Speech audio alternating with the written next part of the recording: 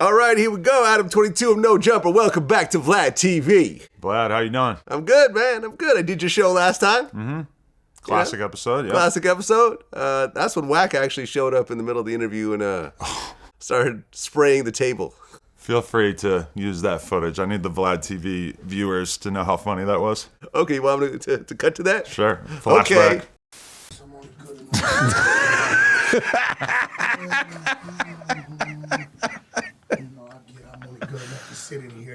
I knew you would think of something. Like an IBM over here.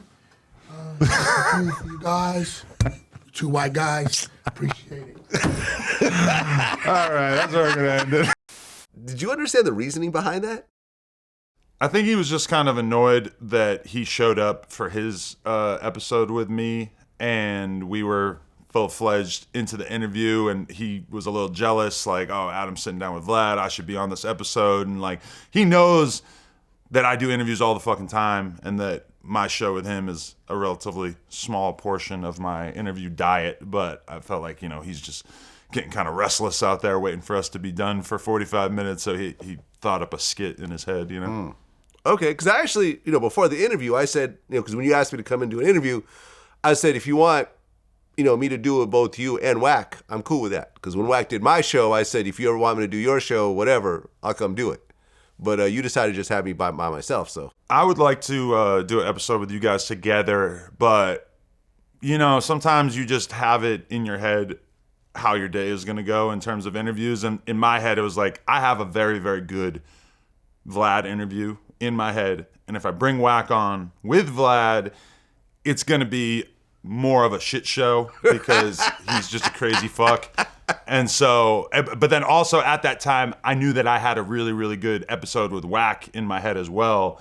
So like being that I already had these episodes kind of built out, and it was also a decision too, right? Like, am I going to do a Vlad episode and a Wack episode, or am I going to do one Vlad and Wack episode? In my mind, it's kind of like, I've got enough energy to do both of these, so I would rather get two pieces of content than one. But we should definitely run that back at some point. That would be hilarious. I'm with it. You know, since our last interview, me and Wack have become cool again after a 10-year, I mean, not really a beef. We just weren't talking for 10 years and weren't doing any kind of business together, but we squashed it. And, you know, you being cool with Wack, I think, played a role in me reaching back out to him and us having our first conversation and everything else like that. Because I feel like me and you kind of get along and not get along with the same people a lot of times.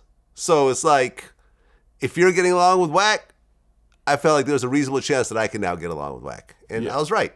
Because we've had a bunch of people in common that we have tried to do content with that it didn't really work in the long run. Like Dame Dash is the super obvious example. Yep. You tried to do repeat interviews with him at one point. He's crazy. Didn't work. I tried to do a podcast with him. Lasted 3 episodes before I just couldn't handle it anymore. Wack, because the Adam and Wack show is very similar thematically to the Adam and Dame Dash show that I attempted back in the day, but I feel like Wack, hey, it says a lot about Dame Dash that Wack is a lot easier to work with than him. That's an interesting statement. Wack100 is easier to work with than Dame Dash. For sure. I've had very few problems working with Wack, to be totally honest. There's been a couple times where people were coming to the studio that it turns out he's ops with and I had no idea. Or, you know, I forget, there was one interview that he called me and yelled at me on the phone because I did it without him that he was actually upset about. But I told him, like, you can't tell me who to do interviews with. You know, like, my episodes with you are a choice, you know, for me and you to do those episodes together. And so he's screaming at me on the phone and I just let him know, like, listen, I'm not going to play this game, you know? And the next day, he was over it. And I feel like with somebody like Wack, you kind of got to take a stand at a certain point to let him know where your boundaries are. And he's mature enough that even if he's heated in the moment, he'll usually end up respecting that. Yeah, I mean, that was basically my stand, was like, all right, we had an argument 10 years ago. I felt like he went over the line with the argument, so I took my stand of like, all right, I'm not rocking with you anymore. And I think ultimately, over time, he respected that. And we talked about it in our interview. Well, one of the things that I keep kind of hearing about No Jumper is that it's really become gang central. and it's causing all types of issues in LA in terms of gang conflict and everything else like that. And you've heard the same thing. Yeah, it's really exaggerated from my perspective because, like just for example, I interviewed a northerner rapper, like a Mexican from up north. Norteño. Yeah, this dude, Lazy Boy. And, I asked him a little bit about like, as a northerner, how do you feel about the Southsiders, et cetera? But he was being super respectful, didn't really like say anything crazy at all. But then, one of these like Mexican like fan account type pages like posted up like, is Adam22 trying to initiate a gang war between the Northerners and the Southerners? Because I did an interview with one dude from up north in which he did not say anything disrespectful about people down south. And so like that usually is like the level of evidence that people are bringing to the table when they say that No Jumper's like provoking gang wars or whatever. Now, I will say that like, there has been a bunch of weird little stuff because, like DW Flame and Brick Baby, they're both on the No Jumper show on Tuesday with me. And they've had, weird little flare-ups in terms of like disrespect between their different Crip sets. But usually it gets handled pretty quickly. It's not like we've had anything actually turn into violence or anything. And I mean, we're one of the only podcasts that I've ever been to that has like armed security on deck, walking guests out, making sure that everybody's cool. So we go like very out of our way to create a safe environment. We want like, bigger artists in particular to feel safe when they come through and everything. And we've had minor flare-ups in terms of people being booked at the same time or close to people that they don't get along with. We go way out of our way to make sure that, when I'm doing an interview with Wack, that certain people aren't around. But then I also have the store on Melrose as well, so I can just do interviews there. So a lot of times if there is any kind of weird overlap like that, we just do it there. But I mean, like even the store and the office is that right there is 3 full-time security guards at any given day in the No Jumper universe. So we're definitely investing in making sure that everybody's safe. The Loose Cannon interview, that brought some conflict. And I remember I briefly spoke on it in our last interview, which caused, people to start talking from both sides. I'm cool with Big U, and I was cool with Nipsey when he was alive. And from what I understand, what Loose Cannon said wasn't directly kind of one-to-one to what it was titled. So what exactly, because at this point, Big U actually sent you a cease and desist. Did you take that interview down? We did. Okay, so you complied to the cease and desist. Yeah, I talked to my legal team, and, I am of the opinion, and it's mostly true, that it's very, very hard to sue anybody in America as a journalist, as a media personality for, covering issues. But my legal team talked to me about it and said basically that, like, in the full arena of what's free speech and what's libel, that episode was quite a bit closer to libel from their perspective than the average piece of content that might be discussed in this type of thing. Basically, Loose Cannon said some stuff that he basically said that Big U knew that Nipsey was going to get killed before Nipsey got killed. And his evidence for that was claiming that there was a FaceTime call from Big U where he told him that Nipsey got killed before Nipsey got killed, like a half hour beforehand. And then he ends up finding that Nipsey actually did get killed. I've yet to see any evidence of this. It would be kind of hard to prove it in general, too, because you would have to show me time-stamped video. And even that would be hard for me to believe that the timestamp wasn't just wrong, And it's like very hard to believe that Big U, if he was this criminal mastermind, would be so lackadaisical with this criminal plot that he would just be calling people and telling them about this happening before it actually happened. Like, it's just very, very hard for me to believe. And I was never invested in it or anything, but I mean, that's part of the problem with doing a podcast with Wack is that he one of his big things is, I don't want you to edit the shit that I say. Like, I want you to just, if I say something, I want you to run it. He brings Loose Cannon on the podcast. I didn't even really know Loose Cannon. I'm still cool with him. I still talk to him and stuff, but I definitely didn't expect him to come with that level of conspiracy theory and then not provide like real receipts. Like, I thought that when he came out and said all this, that he was planning on proving it in the very near future, and it was supposed to come out on Valentine's Day. That was like 2 months ago. So yeah, we ended up taking it down rather than, fight it. Yeah. I think it's all bullshit, personally. And I don't think that Big U would try to kill Nipsey Hussle. That doesn't make any damn sense. He's never said a negative thing about Nipsey to me when I interviewed him, anything I've heard. And I remember I talked to him after your interview came out, and he put Loose Cannon's like ex-wife on the phone, and she said it was all bullshit also, and she said this is causing problems for their kid and all types of shit. So I'm glad you took it down, ultimately. You know, some people I think are overzealous and like, no, I'm never not taking anything down. It's my freedom of speech and whatever else. And you see the Tasha K situations happen where you get sued into oblivion. And now you're sitting there trying to hide your money in Africa. And, you know. But everybody says that she should have been able to beat that case if she had a decent legal defense. She said she gave them a $5,000 retainer to fight like a very, very serious defamation case. So I think that she, even to this day, feels like she could have beat that case. Like if you listen to Tasha K explain the Cardi B situation, she makes the case pretty well that she didn't really do anything crazy besides like platforming people who had negative things to say about her. You got to be careful, though. You got to be careful. You bring in a crazy person who says a bunch of crazy nonsense. You know, like for example, I had a while ago, Sean Prez brought in this guy who claimed that he was the former president of Murder Inc. and he was in the car when 50 Cent got shot. And he had done other interviews, and it seemed like he was running, and Sean is a legit guy. You know, he had been a bad boy for a lot of years, so I trusted his judgment. But ultimately, it's up to me. This guy came on. I remember 50 put up an Instagram post about the shooting, and a screen cap our video said fraudulent across, and I'm like, damn it. I remember I called Ja Rule. I said, do you know who this guy is? He's like, I have no idea who this person is. I called him Chris Gotti. You know who this is? No idea. I'm like, We come to find out that the only thing he told the truth on was the projects he grew up in. Everything else was total fabrication. Wow.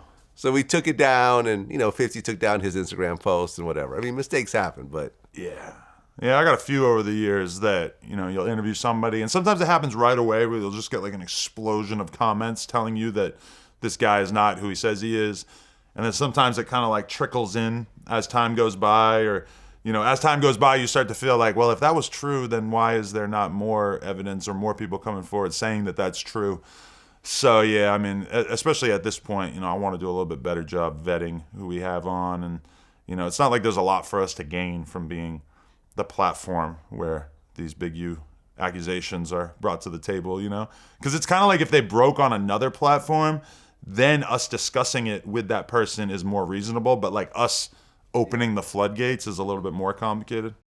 Yeah, I've turned down a lot of interviews where I was just like, I don't know about this. I'm just a little on the fence about it. I'll just let someone else do it. Yeah. Just today, OJ Simpson passed away. Crazy, because I know that's the one dude that you told me a long time ago that you said that you would pay $1 million if he told you the real story. Yeah, we actually had a deal in place to do the interview for $100,000. And the agreement was that I would go into it with the status of he beat his case.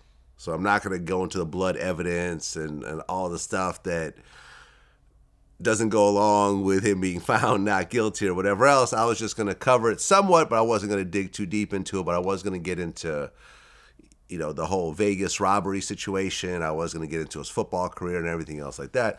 And I had to work through a third person because he had a lawsuit. Remember, like the whole lawsuit that was basically brought on by Nicole Brown's family, as well as Ron Goldman's family, as well as his kids were part of that lawsuit. So he owed like tens of millions of dollars. So he couldn't get paid directly. He had to go through like a third party to get paid, right? Oh, wow. And as we're negotiating it, they were like, well, we need the money in cash. And I'm like, all right, that's a doable. Fill out a W-9, give us an invoice. That's cool. I've done cash transactions before. And then it was like, yeah, and I'm going to need the full amount before he walks in the door. And I was like, nah, I'm not doing that. Yeah. I'm not doing that because he could basically take the money and drive off. Yeah. Or 10 minutes in, he could be not feeling it and walk off like Playboy Carti and Aiden Ross. Right, yeah. Right? Yeah. That's definitely a possibility, yeah. What am I going to do about it? Right. I'm going to have security, but he's going to have security. So I can't stop him. Right. I'm not going to get into a shootout over $100,000. Like, And I was like, look, I'll give you half up front, half afterwards. No. I'll give you 3/4 up front. No. Full amount only, no negotiations. So I'm like, fuck this interview then. Wow. Yeah. In retrospect, well, I don't know. In retrospect, I still have to stand by my business decision. I don't know why they were like that. But I remember around that time, I feel like he ended up doing a Nelk Boys interview instead of Vlad, basically. No. He did it like around the same time. Oh, okay. And I think that's what kind of led into us talking about it. But it was sort of like a very nothing kind of interview. Yeah, because they're not exactly the most like hard-hitting journalist types. Right. You know, they're more just having a good time on camera and everything. So I feel like to them, the obligation to really get the full story was probably a lot less than it was with you. But like when they did that interview and they didn't talk about any of that stuff, like it definitely would have been a nice crown jewel for that year on VladTV. Like I know the way that you think about shit is that, you know, you want to have a couple home runs a year, but based on the reaction that their interview got, it didn't really feel like anybody gave a shit, or like it didn't really make that big of waves. It would have been cool if he like did an interview with you and spilled the full beans about him killing her, but then said like in the contract, you can't put this out till I die. Wouldn't that was nice? Going to happen. I mean, from what I understand, I think like Ron Goldman's family chimed in on this, was that he didn't confess anything on his deathbed. And I guess he was surrounded by family members and stuff like that, but he kept his mouth shut to the end.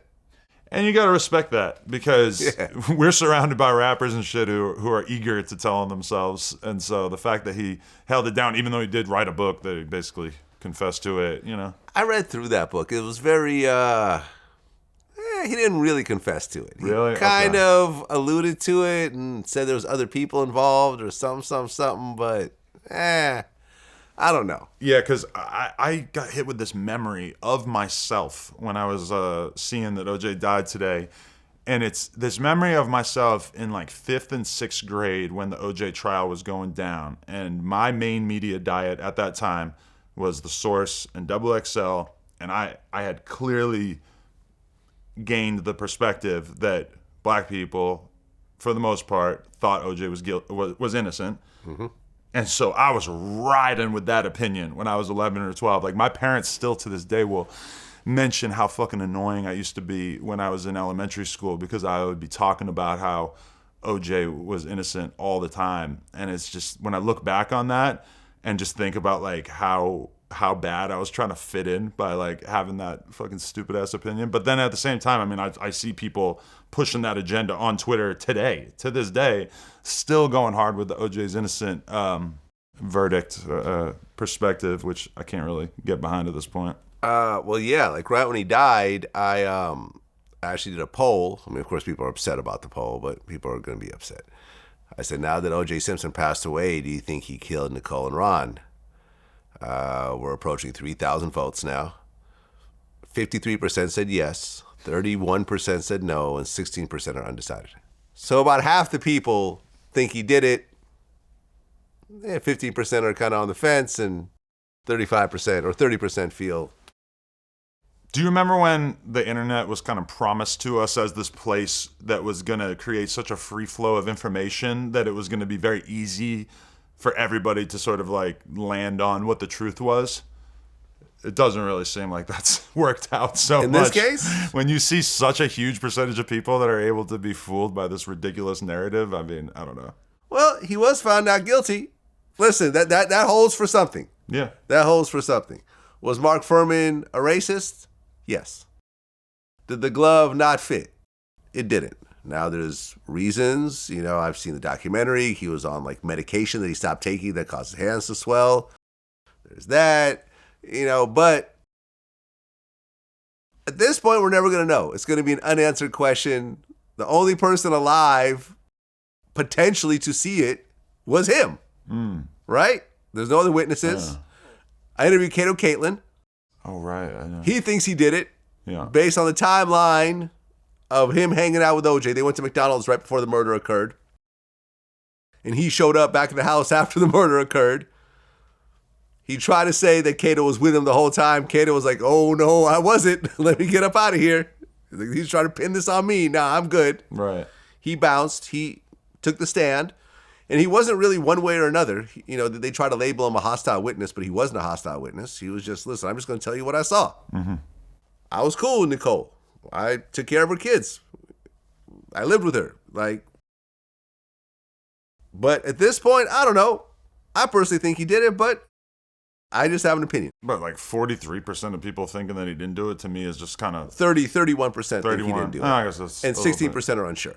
Yeah, and it's like anytime you do any kind of poll online, it's like you have to remember that there's a huge percentage of people that are just going to go with the most antagonistic verdict on everything. Like, right. If we were live streaming this interview right now and we said, hey, do you guys want me and Vlad to, cut our own heads off? It's like a large percentage of people are going to want to see us do that. If you're going to say, hey, do you want to see Vlad light the drum set on fire and burn this whole place down? Probably like 80% of people are going to say do it. So you have to always kind of remember that most people who are watching a live stream or voting on an online poll are a lot more concerned with being entertained than being honest. Right. And let me just save the comments that are about to happen. 2 white guys talk about black people business, culture vultures. Keep talking about your own kind. Stop talking about us. Stop making money. Rah, rah, rah, 2014 ass argument, Anybody who still thinks they're gonna like get some points by being like you're a culture vulture, I'm just like, bro, that is 10 years ago. Like nobody's being fooled by that shit anymore. Right. You gotta change with the times.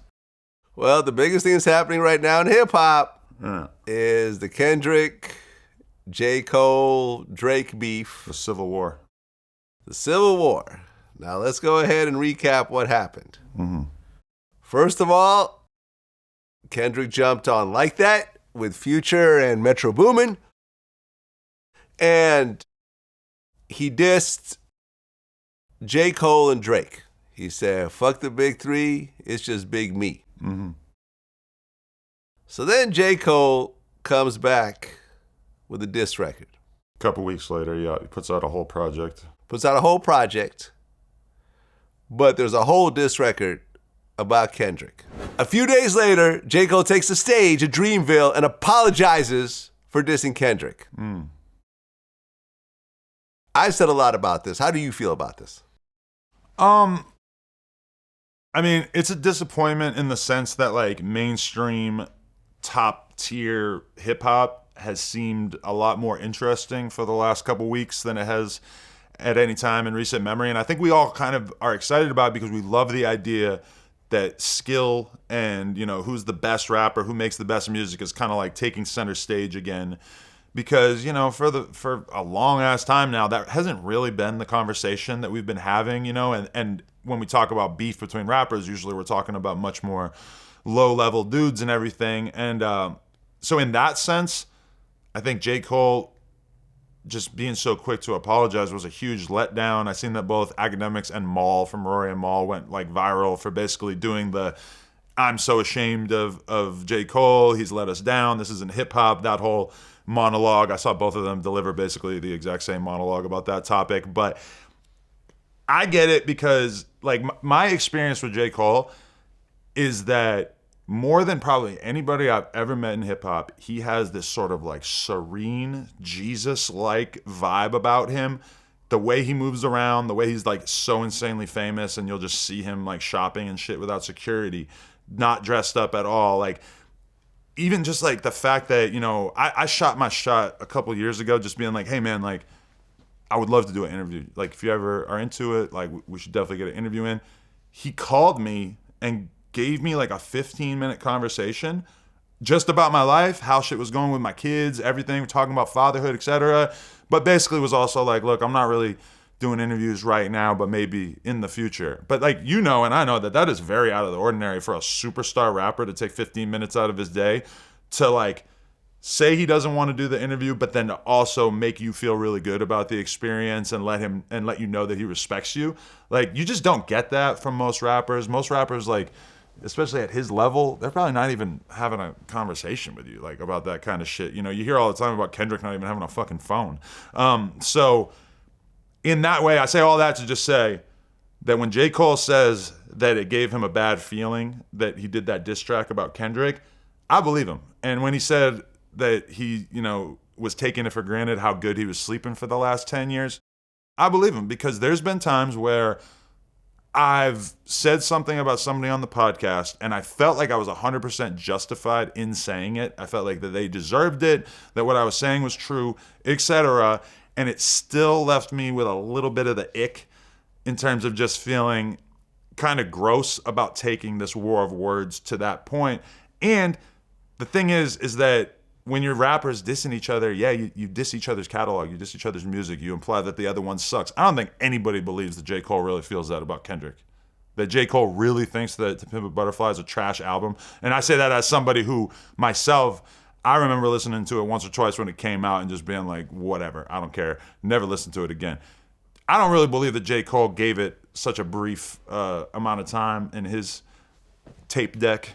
I believe that J. Cole really didn't like the way that it felt for him to make that record about Kendrick. And I think that he's somebody where I think he was probably like briefly co-opted by the desires of the fans. Because as a content creator, a rapper, etc., there will be times in which the fans so want you to go one way with your content or your message, and maybe you just don't feel like it, but the incentives are so massive because you know that you're going to be getting all these likes and all these comments and followers and stuff if you basically do what your core fan base wants you to do. And I think he did that, and then just ultimately felt like, fuck, like this isn't me. I let another rapper and the fans drag me into being a version of myself that I didn't really want to be. And people can say that's not hip hop, but I feel like J. Cole once again is being true to himself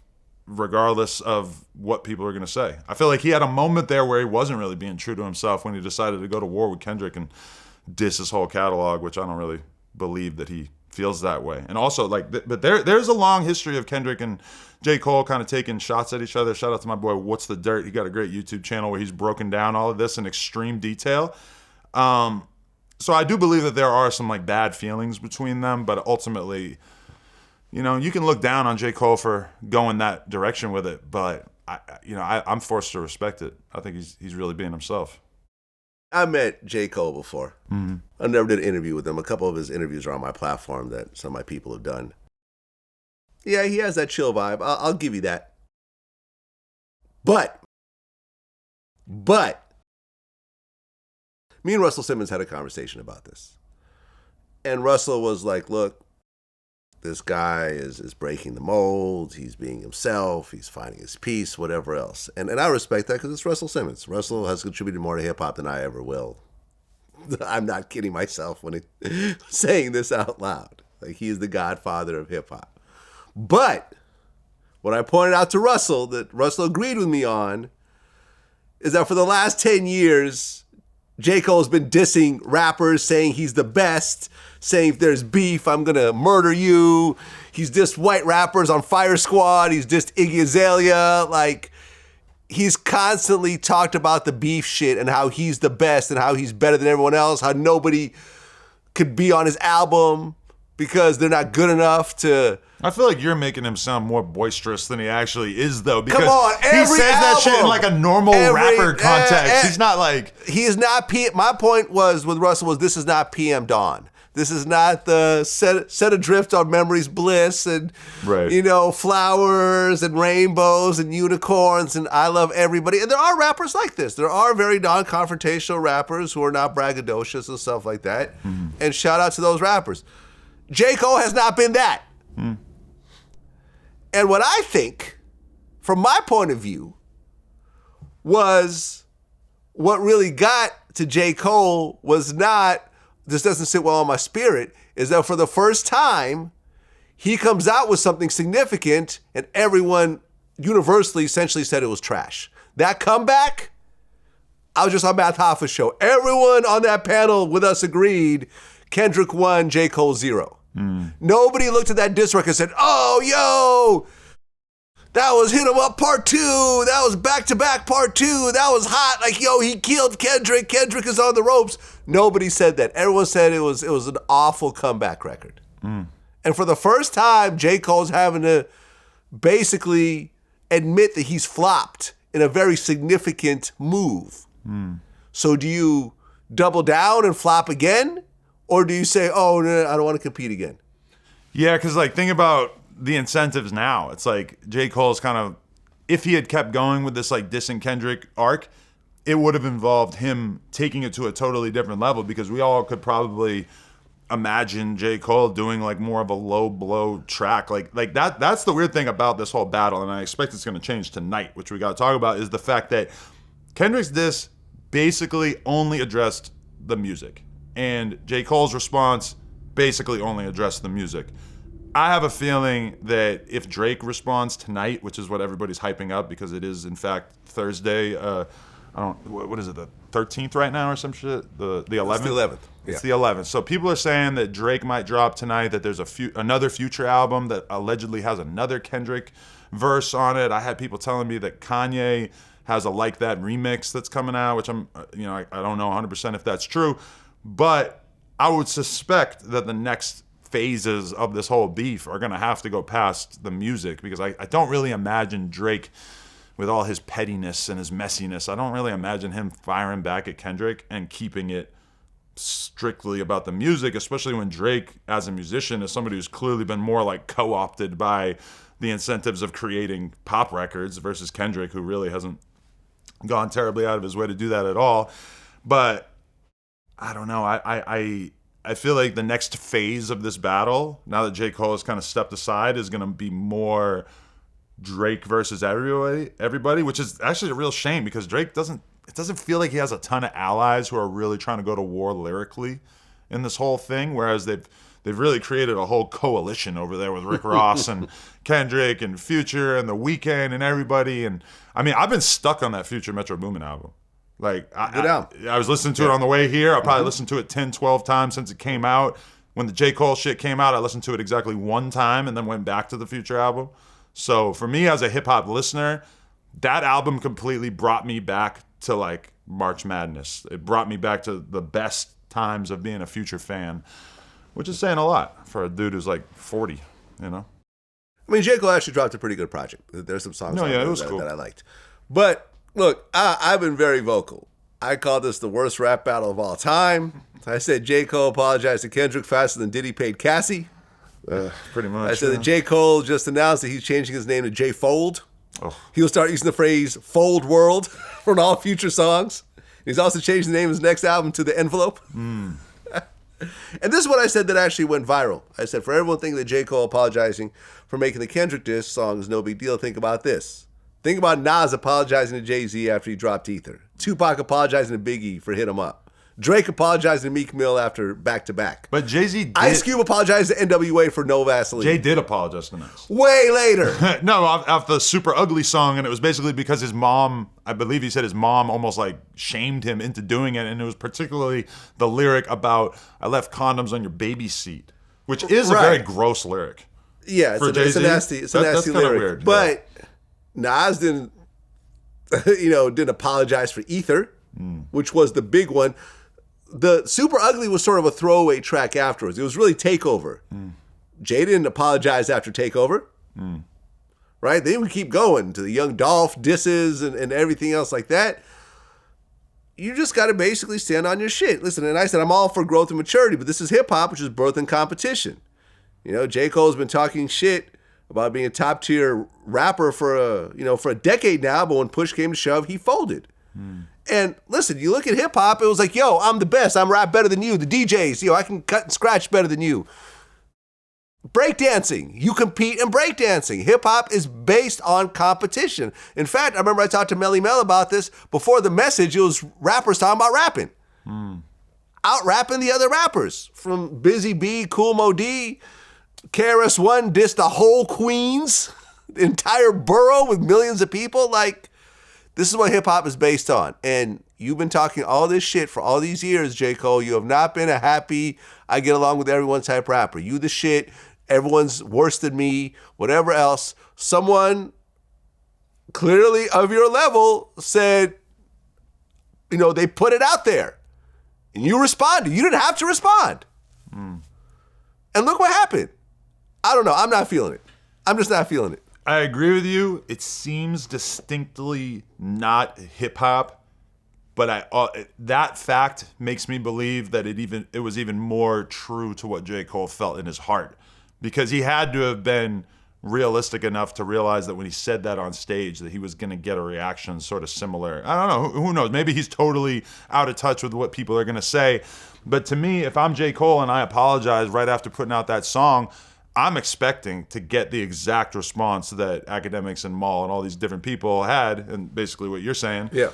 You know, I'm sure he had to kind of expect that. I don't know if that means that J. Cole's legacy on a whole will be hurt by this. I think it will. And he does this on this new album. When he's like, I'm the best, these other rappers can't touch me.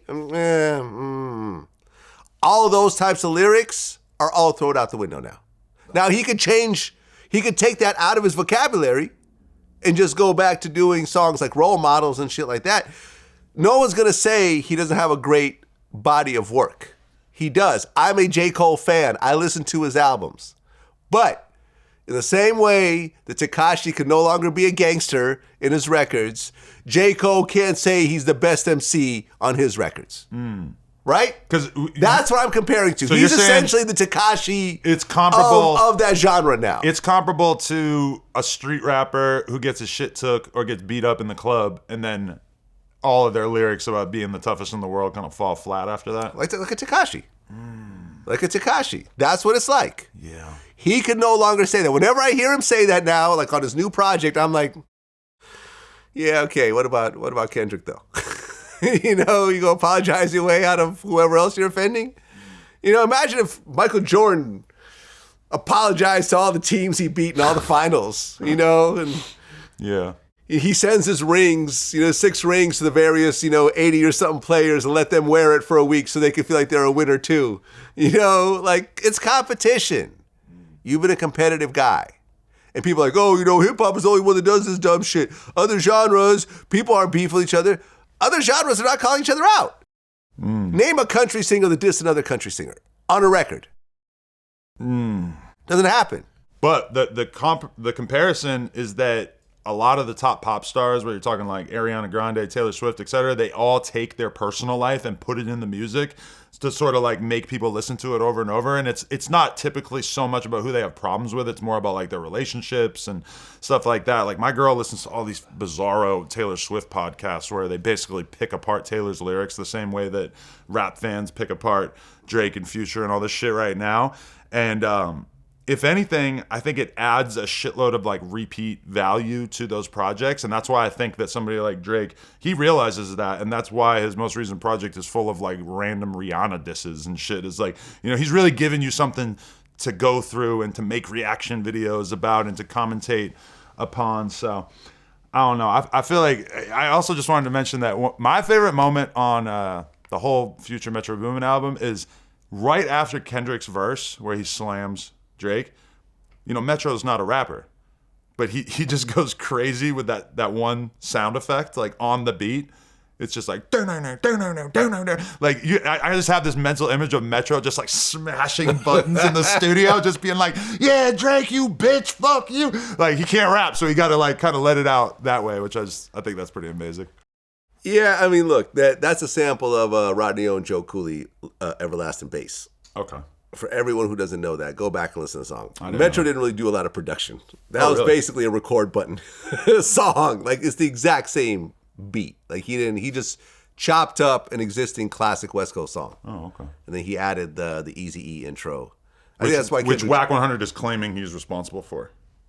That's Michelle A. But that he was the one who was able to get Eazy-E's family to sign off on that song. Okay, maybe. Yeah, I mean, Wack is in the mix for shit. I wouldn't doubt it. Yeah, I mean, but that didn't really add much to the song. I mean, if that was there or not there, it's like, that's cool. Probably true. What's actually kind of funny before I get off this topic was when Russell Simmons chimed in on my Instagram about the whole, J. Cole thing.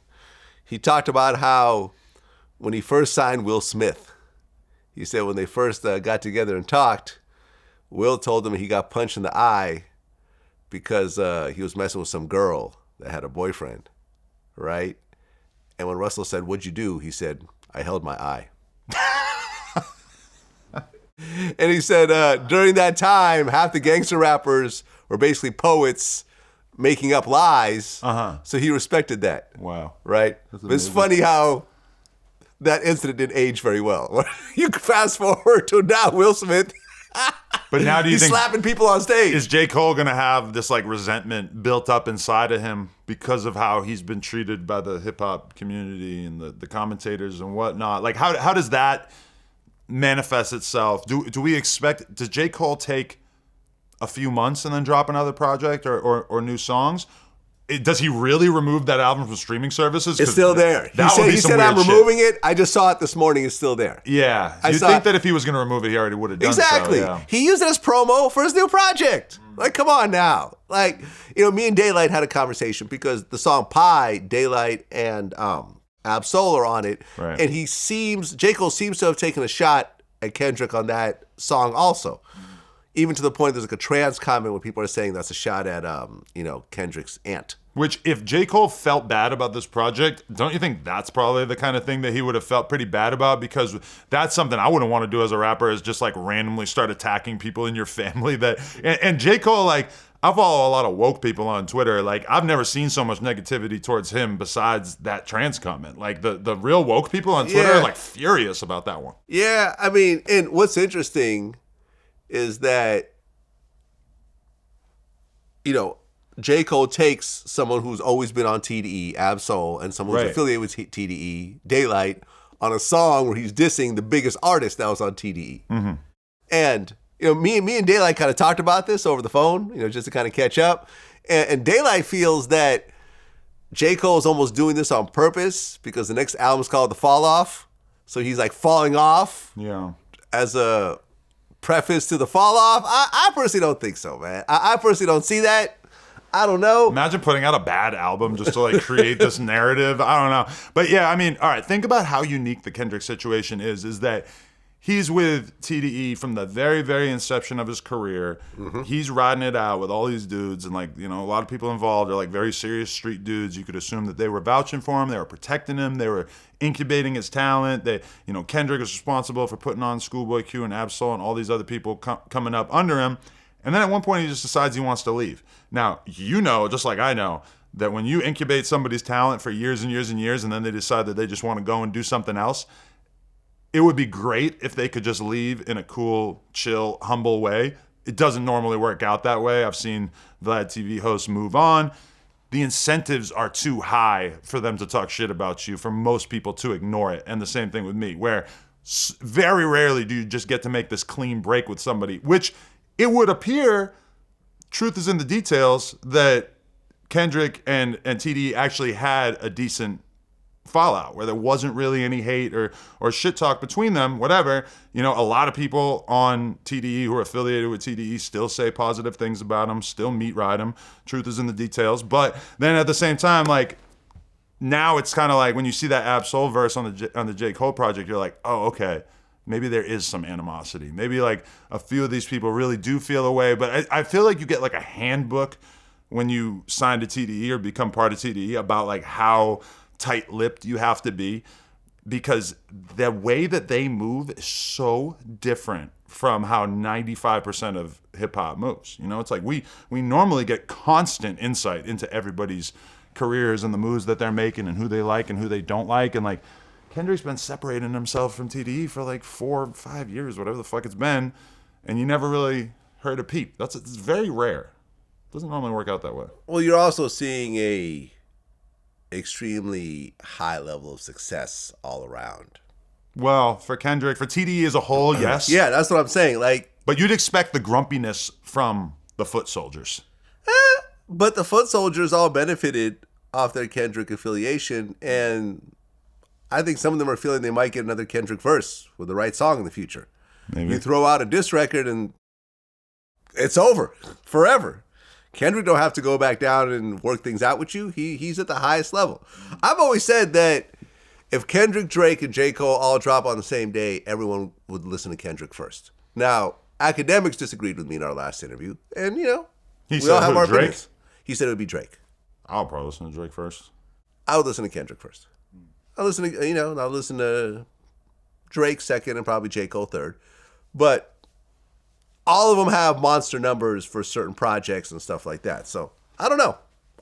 It is what it is. If I was J. Cole, I put it out, I would stand on it.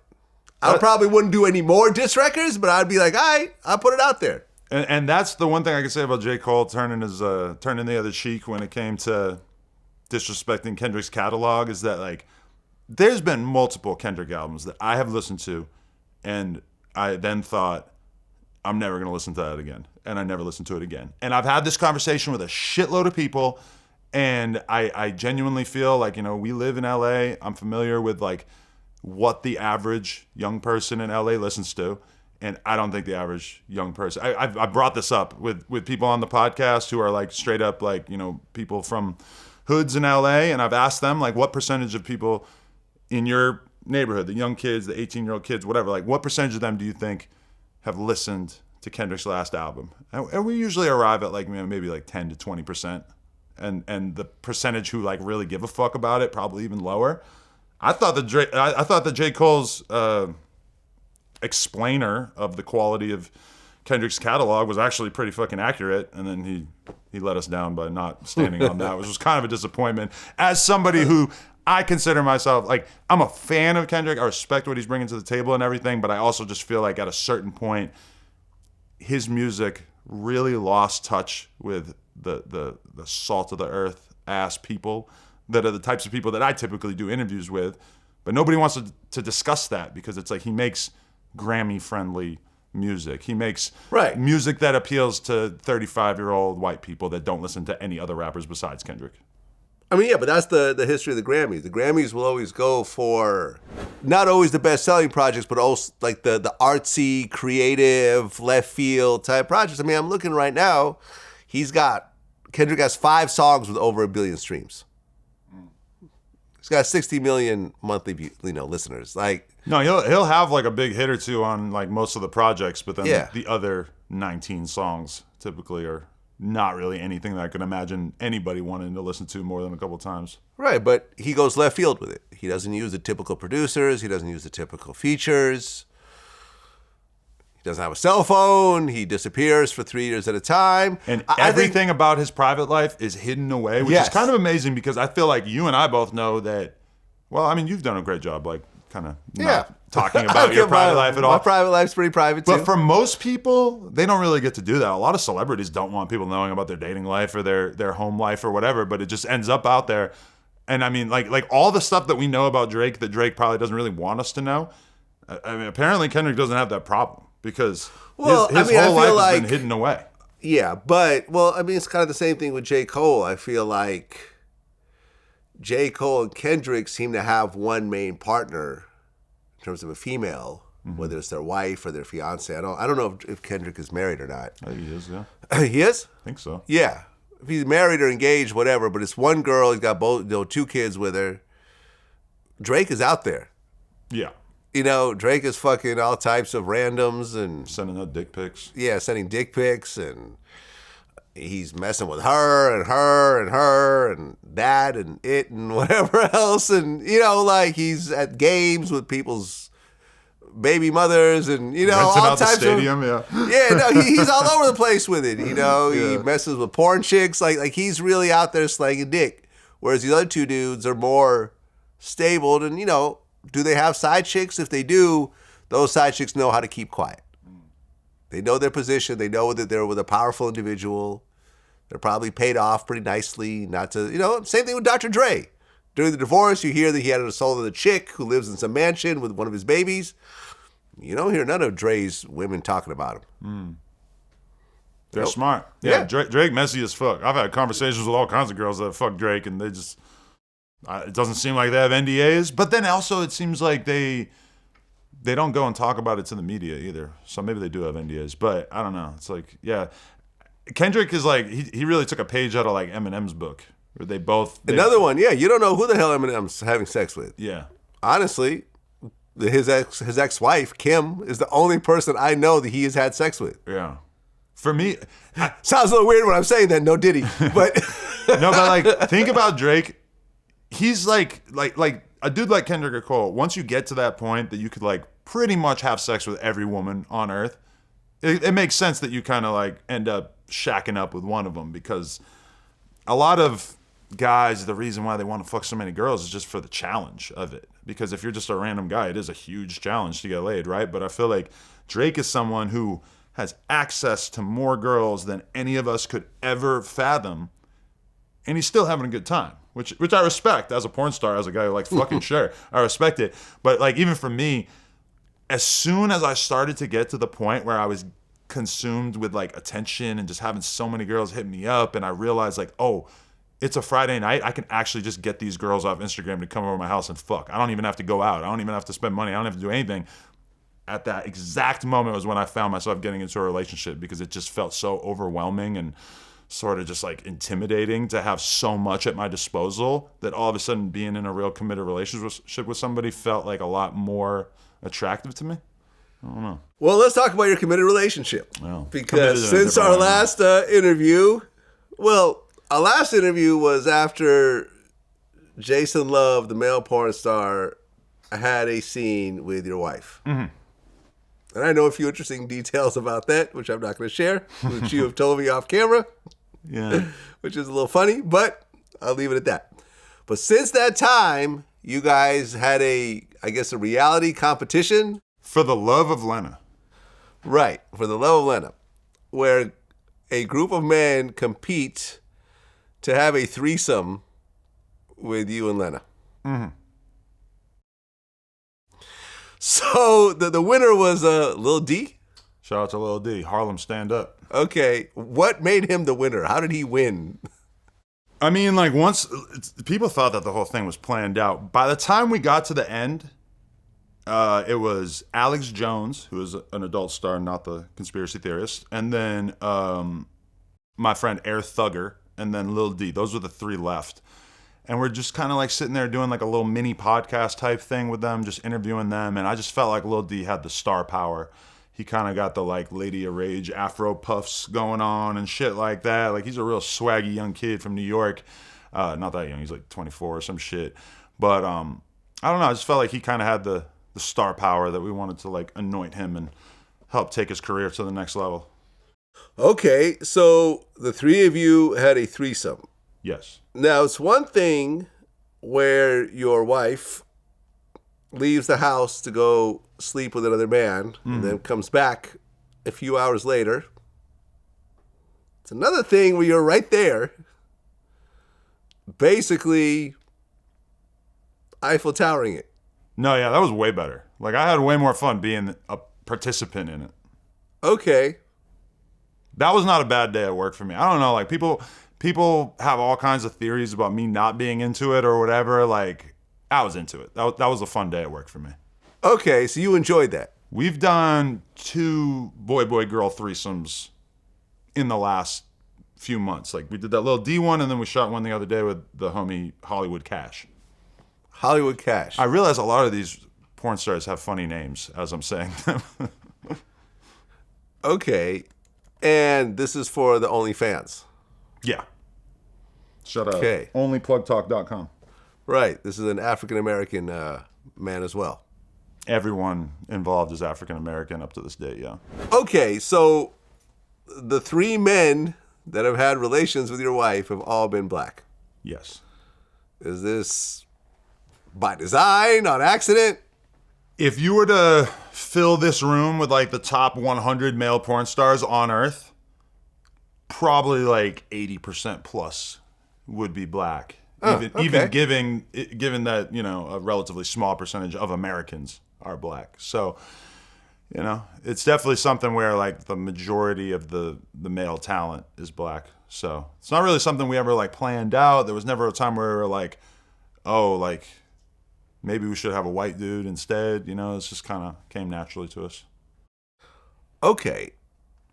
So seeing your wife pleasure another man in front of you while you are also having intercourse with her, does that bother you on any level? Nah. No. I'm into it. You're into it. Yeah, it's fun. It's fun. I mean, yeah, it's fun. I mean, I have kind of realized as time goes by that I would rather, like the days where it's me fucking 3 girls are definitely like better overall than the days where it's like me, another dude, and then 2 girls. I feel a little bit more like sexually free when there's not another dude, because there are weird things that happen. Like, you like eating pussy, right? Yeah. You're not gonna eat pussy after another dude just had his dick in there, right? Right. So like that's off. Well, I've never had a threesome. Oh, no, I have. No, that's not true. That's not true. No, that's not true. I have had a threesome with another dude, but it was very, you're on this side, I'm on this side. There's no oral. Oh, really? Me doing any oral. Yeah, I'm not doing that. I'm not eating. I'll eat the pussy, but then once another dude is at his dick in there, then I'm not going to do it. Which there are dudes in the porn world who are like really into that. They don't mind at all. Yeah, okay. Which makes me a little suspicious of, but you know. Okay, got it. So there is no jealousy whatsoever. No, people would be surprised that we just like go home after that and it's just regular. Okay. A lot of times we don't even like really talk about it. It's just kind of like a regular day at work. But I don't use dick pills or anything. I've taken a grand total of 1 dick pill throughout my entire life, and didn't really make me want to do it again. But yeah, I mean, my dick's standing up for the full half hour that it takes me to film this piece of content. So it's not just like me saying I'm into it. Like my brain is allowing you're proving this, it. You know, yeah, Proof is in the pudding. My brain and the blood flow to my penis is proving that I'm okay with this. So okay, I mean, do you and Lena have a regular sex life at home outside of this camera thing? Yeah. Not to try to get into your personal business, but I mean, you put it all out there. So I mean, it can get a little strained at times when like work is fucking on camera. That doesn't necessarily make you like always super eager to fuck more when you get home, you know? But I would say we have a pretty normal sex life off camera, yeah. Okay. Sydney Starr said that she wants to do a threesome with you and Lena. By the way, is Sydney post-op or pre-op? She's still got dick and balls, yeah. She's still got dick and balls. I do believe. Okay, I've interviewed her before. I kind of felt her balls on my knee. Okay. She sat on my lap during the podcast for a sec, yeah. And you felt the it was hot down there. It was like a real swampy environment because she'd been sitting like me right now. Like if I were to sit on your lap, which I will not do, I'm sure it would feel kind of like hot from my ass being on this chair for so long. Okay, I'm was that rather kind of uncomfortable with this conversation, but go on. Yeah, no, and she was. I mean, she told me a lot of crazy shit. She was talking about how she fucked a whole bunch of different dudes from O Block. But she's kind of talking about like 10 years ago, so probably not the ones that I know, you know, probably not the younger generation. Okay. But yeah, that was a weird one. Well, there was some trolling that you did. You had a picture with a gay male porn star, and then you guys were videoed out walking together, but that was April 1st. It was all April Fool's. So it was all fake. Yeah. Would you do a scene with a transgender? No. Would you do a scene with a gay man? No. It's even more of a no. So absolutely not. Nah, I would say that there is approximately a 0 chance of me doing either of those things before I die. Because, I mean, I used to interview a lot of adult film stars back in the day, and they used to say that like 80% of male porn stars are bisexual. Would you say that's true, or is that just... I would say that's not true at all, but I would say that there was probably like a time in porn where it was much more normal for dudes to do both.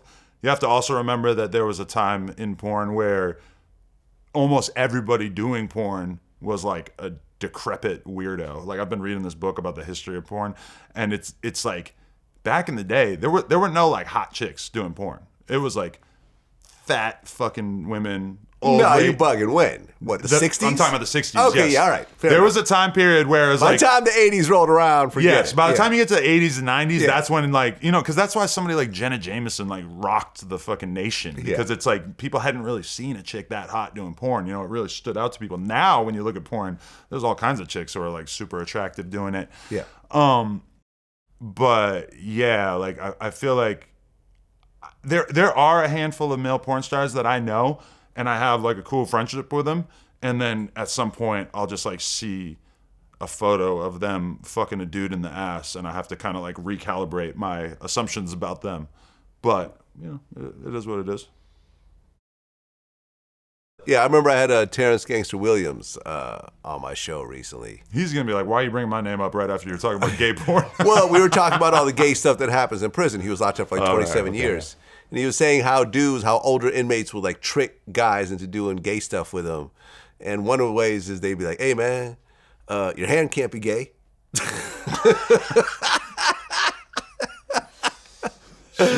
I said, I'm never going to prison. I'm never going to prison. I feel like there's a lot of dudes who get into doing porn just because they're well endowed and it's a good source of money. So they're like, shit, I can make 20, 30, 40, 50 grand a month doing this shit. Fuck, Wait. They make how much? Well, Like how much? Okay, it's like I remember back in the day, a guy would get about $1,000 to do a scene. right, but then you enter into the OnlyFans era, and now a lot of these dudes might have, a very serious amount of followers on OnlyFans, and even straight dudes, because like I follow one dude I know who has an OnlyFans, and it's just him fucking different chicks all the time, and it's like I enjoy tuning in to see who he's shooting with, so it's like right. But I would say that like there's some dudes who are doing it just because they're good at it and there's money involved. And then there's some dudes who are just really, really, really horny, up to and including being bisexual, or just being down to do it. Because I know guys who've started OnlyFans, and then all of a sudden they're like, and like dudes who are like fully straight their whole life, and all of a sudden they're sucking dildos and putting their fingers in their butt and all kinds of wild shit, just because that's what dudes want them to do on OnlyFans. And apparently they don't have the integrity, or I guess it's not integrity if you're just like down to do it. But like, myself, even if I had OnlyFans and somebody was like, put your fingers in your ass, I'm gonna be like, no. But like some of these dudes, they need the money and they don't like really have that big of an objection to it. So I've seen dudes who seem like they're totally heterosexual and then they start OnlyFans and all of a sudden they're jerking some dude off on there. And it's always kind of weird to see that transition. Well, Pinky Doll, the yes girl, Ice Cream So Good, says she's down to do a scene, but she wants a few million. Yeah, a lot of people really overpricing themselves these days. I know you deal with this sometimes with interviews, but she was somebody who, like, when she first started blowing up, and people are probably going to forget, but she's this attractive chick from, I believe, Toronto, and she was doing TikToks where she would basically act like an NPC. Ice Cream So Good. Like, a lot of people... Right. Probably have already forgotten about this because it was a big thing online for like 2 weeks. But when that shit came out, she already had all kinds of porn videos on her fucking Twitter and shit. Oh, she does? Yes. And she has porn videos? With her boyfriend, I believe. And so me and Lena figured this out pretty quickly. And so Lena starts swimming up in her DMs and just being like, hey, like we should shoot together. Me and Adam, we'd be down to come to Canada, yada, yada. And she wasn't trying to do it because I feel like, she's blowing up. I think the only guy that she's ever shot with is her boyfriend, so she probably wasn't really trying to shoot with me anyway. But now that whole clout is kind of running out, so I feel like now she's a little bit more open-minded to the idea of doing the porn thing. However, obviously, it's not worth $1 million, especially when you've already got porn out there. Even 100,000 is like ridiculous. Like, I think even if I had a full, well, I don't want to say that. If I had a full quality porn video with Pinky Doll, I bet that would be worth 100,000 plus, but it's not worth $1 million plus. Yeah, I was looking it up. I can't find anything. I think that she probably invested in having a lot of that content scraped from the internet, but she was definitely out here getting down at one point. Well, right, because remember, in all her videos, she's very light-skinned. Almost your complexion. Yeah. And then when you saw her at some award show, she was really brown-skinned. People are like, what the hell just happened? I think a lot of guys are blind to the fact that not only do girls do filters on their photos, but there's a shitload of filters that you can use on videos as well. So, like, anytime you see videos of the Kardashians or any of these, like, super famous chicks, I mean, they've got filters on it. And it's like, a lot of dudes are kind of oblivious to that. But for sure, there's a lot of, like, skin lightening filters being used. And guys are just over here in the dark until they meet up with them in real life. Yeah, I wonder why. I mean, she's a pretty girl regardless. Yeah, I thought she's hot either way. I thought that that almost hurt her. Because at this point, I remember when she was kind of, everyone was talking about her, and I think like Nicki Minaj was doing like kind of like a impression of her and Kai stuff like that. Cenat was doing an imitation of her. All the top Emily people. Chopper did a video with her, and then she was getting like a Fashion Nova set of ads that you saw everywhere. You don't really hear about her anymore. It's so hard to keep that viral momentum going when you're a person that just kind of comes out of nowhere and has all this hype about you. So I'm not surprised that people are talking about her a lot less, but I do think that there's a lesson to be learned there, which is like, when you are having your viral moment. A lot of times I'll see people who are kind of having a viral moment and they'll be real active, doing stuff, doing interviews, being out, doing collabs for like a week or two. And then they'll be like, oh no, I'm gonna like fall back. And it's like, in my head, it's like, you're gonna fall back and everybody's gonna forget about you. Like if you have that momentum, you gotta really seize that moment because the culture moves so fast now that probably half the people watching this right now don't know who we're talking about.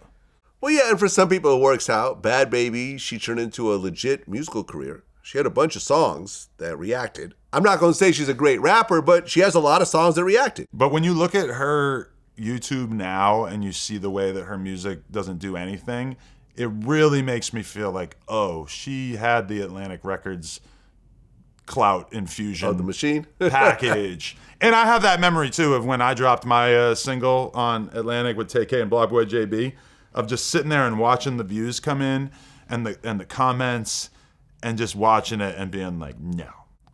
This is fake.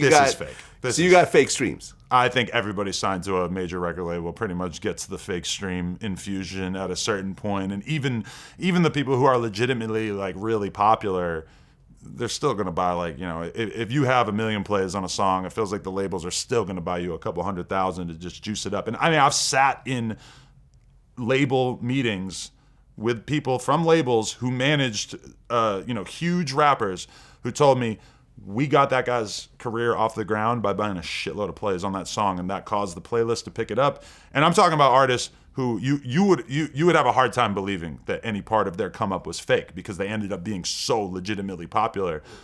But a lot of times this is just how they get it off the ground. Well, Diddy, aka the Diddler. No, I did not hit. No, never got to me. Okay, you weren't in any of these freak off parties. Cassie never called you. I heard Cassie was, more into more black men though, in terms of their threesomes. Like me and Lena. Yeah, basically. You and Lena are the Diddy Cassie of the no, but everything's the consensual with us. Okay, got it. When you heard about the police raids, right?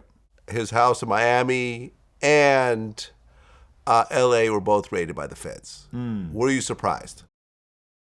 Oh, yeah, I guess I was surprised because it's like the controversy is only at a certain level when it's just like a lawsuit and then you're paying to make the lawsuit go away, and then you got some former friends and they're doing interviews and they're throwing dirt on your name, like all that stuff. That's one level. But then once you see the feds raiding your crib, that's definitely another level. It's still, to reach that level of criminality, I still feel like we haven't really like heard the accusations that make the federal raid make sense, you know? Well, he hasn't been charged with anything. Exactly. But like if we find out that they got a shitload of videotapes of a bunch of important people doing all this crazy illegal / immoral shit, well, probably just illegal is the stuff they're concerned with, but then it'll kind of make sense. But like that was really the Pandora's box that opened for me in terms of just imagining like, okay, well, what's he got? Like what's going on? Because like, the feds aren't raiding your crib over you hiring male porn stars to fuck your wife or girlfriend, or a lot of the other stuff that he's kind of being accused of being abusive. Like, okay, you could smack your girl around and the feds aren't going to raid your crib. So I feel like we're still kind of waiting to find out exactly what that's all about. Well, here's the thing. R. Kelly's in jail right now, not because of underage girls. It's because of sex trafficking. Right, which has a fairly loose definition, I've learned. An extremely loose definition. If you fly a girl out for the intentions of having sex with her, that is technically sex trafficking. Where does the line between sex trafficking and dating blur? Because there's a lot of blurriness. Well, I mean, there's got to be more to it for it to be sex trafficking, right? You can't just fly them out. That's who knows? It's very, do you think that, because when you hear the word sex trafficking, you think there's a 10-year-old girl being chained, in a dog cage with a hood over her head. You think pimping? You think, real deal, like forced prostitution? Yes. When I asked Sugar Free when he stopped pimping, he said on the day they started calling it human trafficking. So what changed? Explain to me when they started calling it human trafficking, what changed overall? I mean, the name is scary. It is. Right. It's fucking scary. It's fucking scary. From pimping and pandering, I mean, human trafficking. A bitch get a loitering ticket and go about her way. But the game got so disrespectful. You know what I mean? We wasn't brought up to pimp on no minors. You know what I'm saying? We wasn't brought up to do certain things that has evolved in the generations. We wasn't taught those things, a lot of it's disrespectful. And, but yeah, I seen it taking a turn, and sure enough, man, yeah, here they come. And luckily you got out. Trafficking. And you got out the way. The word human. Wow, human. Yeah. Human trafficking. And luckily you got out the way before all that happened. I said, that's too scary of a word. I'm done. Yeah. And he's been done. Yeah. Sex trafficking, human trafficking, they're kind of the same thing, right? But you've seen that transition happen even within like the pimp community, where there's like a lot of rappers and people who flaunt themselves as pimps. And at a certain point, they were advertising it, and they were doing podcasts and talking about the pimp game and all this kind of stuff. Even back to like the 2000s, the 2010s, early on and stuff, this was fairly common. And then it just starts to become like a much more serious thing. Yeah. And then you see a lot of those dudes pulling back and not wanting to talk about that shit. Yeah, no, you don't want that. You don't want that. Like I said, R. Kelly is in jail right now with a heinous amount of time because some women claimed that there was coercion, there was trafficking, there was this. Listen, the underage shit, I get it. That video that circulated seemed like that was an underage situation. Oh, the R. Kelly one. The R. Kelly one, right? And he beat that case, although in the second case, the girl came back and said, no, that really was me. So yeah, I get that part. But he was technically found not guilty on that. There's no such thing as double jeopardy. Mm-hmm. This new shit, I don't know. Like, do you really think that every woman who accused R. Kelly didn't want to actually have sex with him? He is still R. Kelly.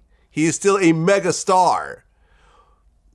Probably the most talented R&B singer who's alive right now on this day. He's more talented than Usher. He's more talented than Chris Brown. He's more talented than whoever your R&B, favorite R&B singer is. Mm-hmm. Lots of women wanted to get with him. So and you can't deny that he's in prison right now because of the documentary. Because for decades, he had been out doing hit songs, living his life. Documentary comes out, and I watched the documentary. A lot of the stuff was like, okay, the underage stuff was, yeah. Okay, but from what I understand, he wasn't convicted of this. But you had like 40-year-old women saying, and in this room, some terrible things happened. Like, okay, like, what? You're a 40-year-old woman hanging out with R. Kelly. Like, see, like, what, he chained, these women can't go outside, they can't, they don't have cell phones. Like a lot of this stuff is bullshit. And I'm starting to see that with the Diddy situation, it could go the same route. Yeah.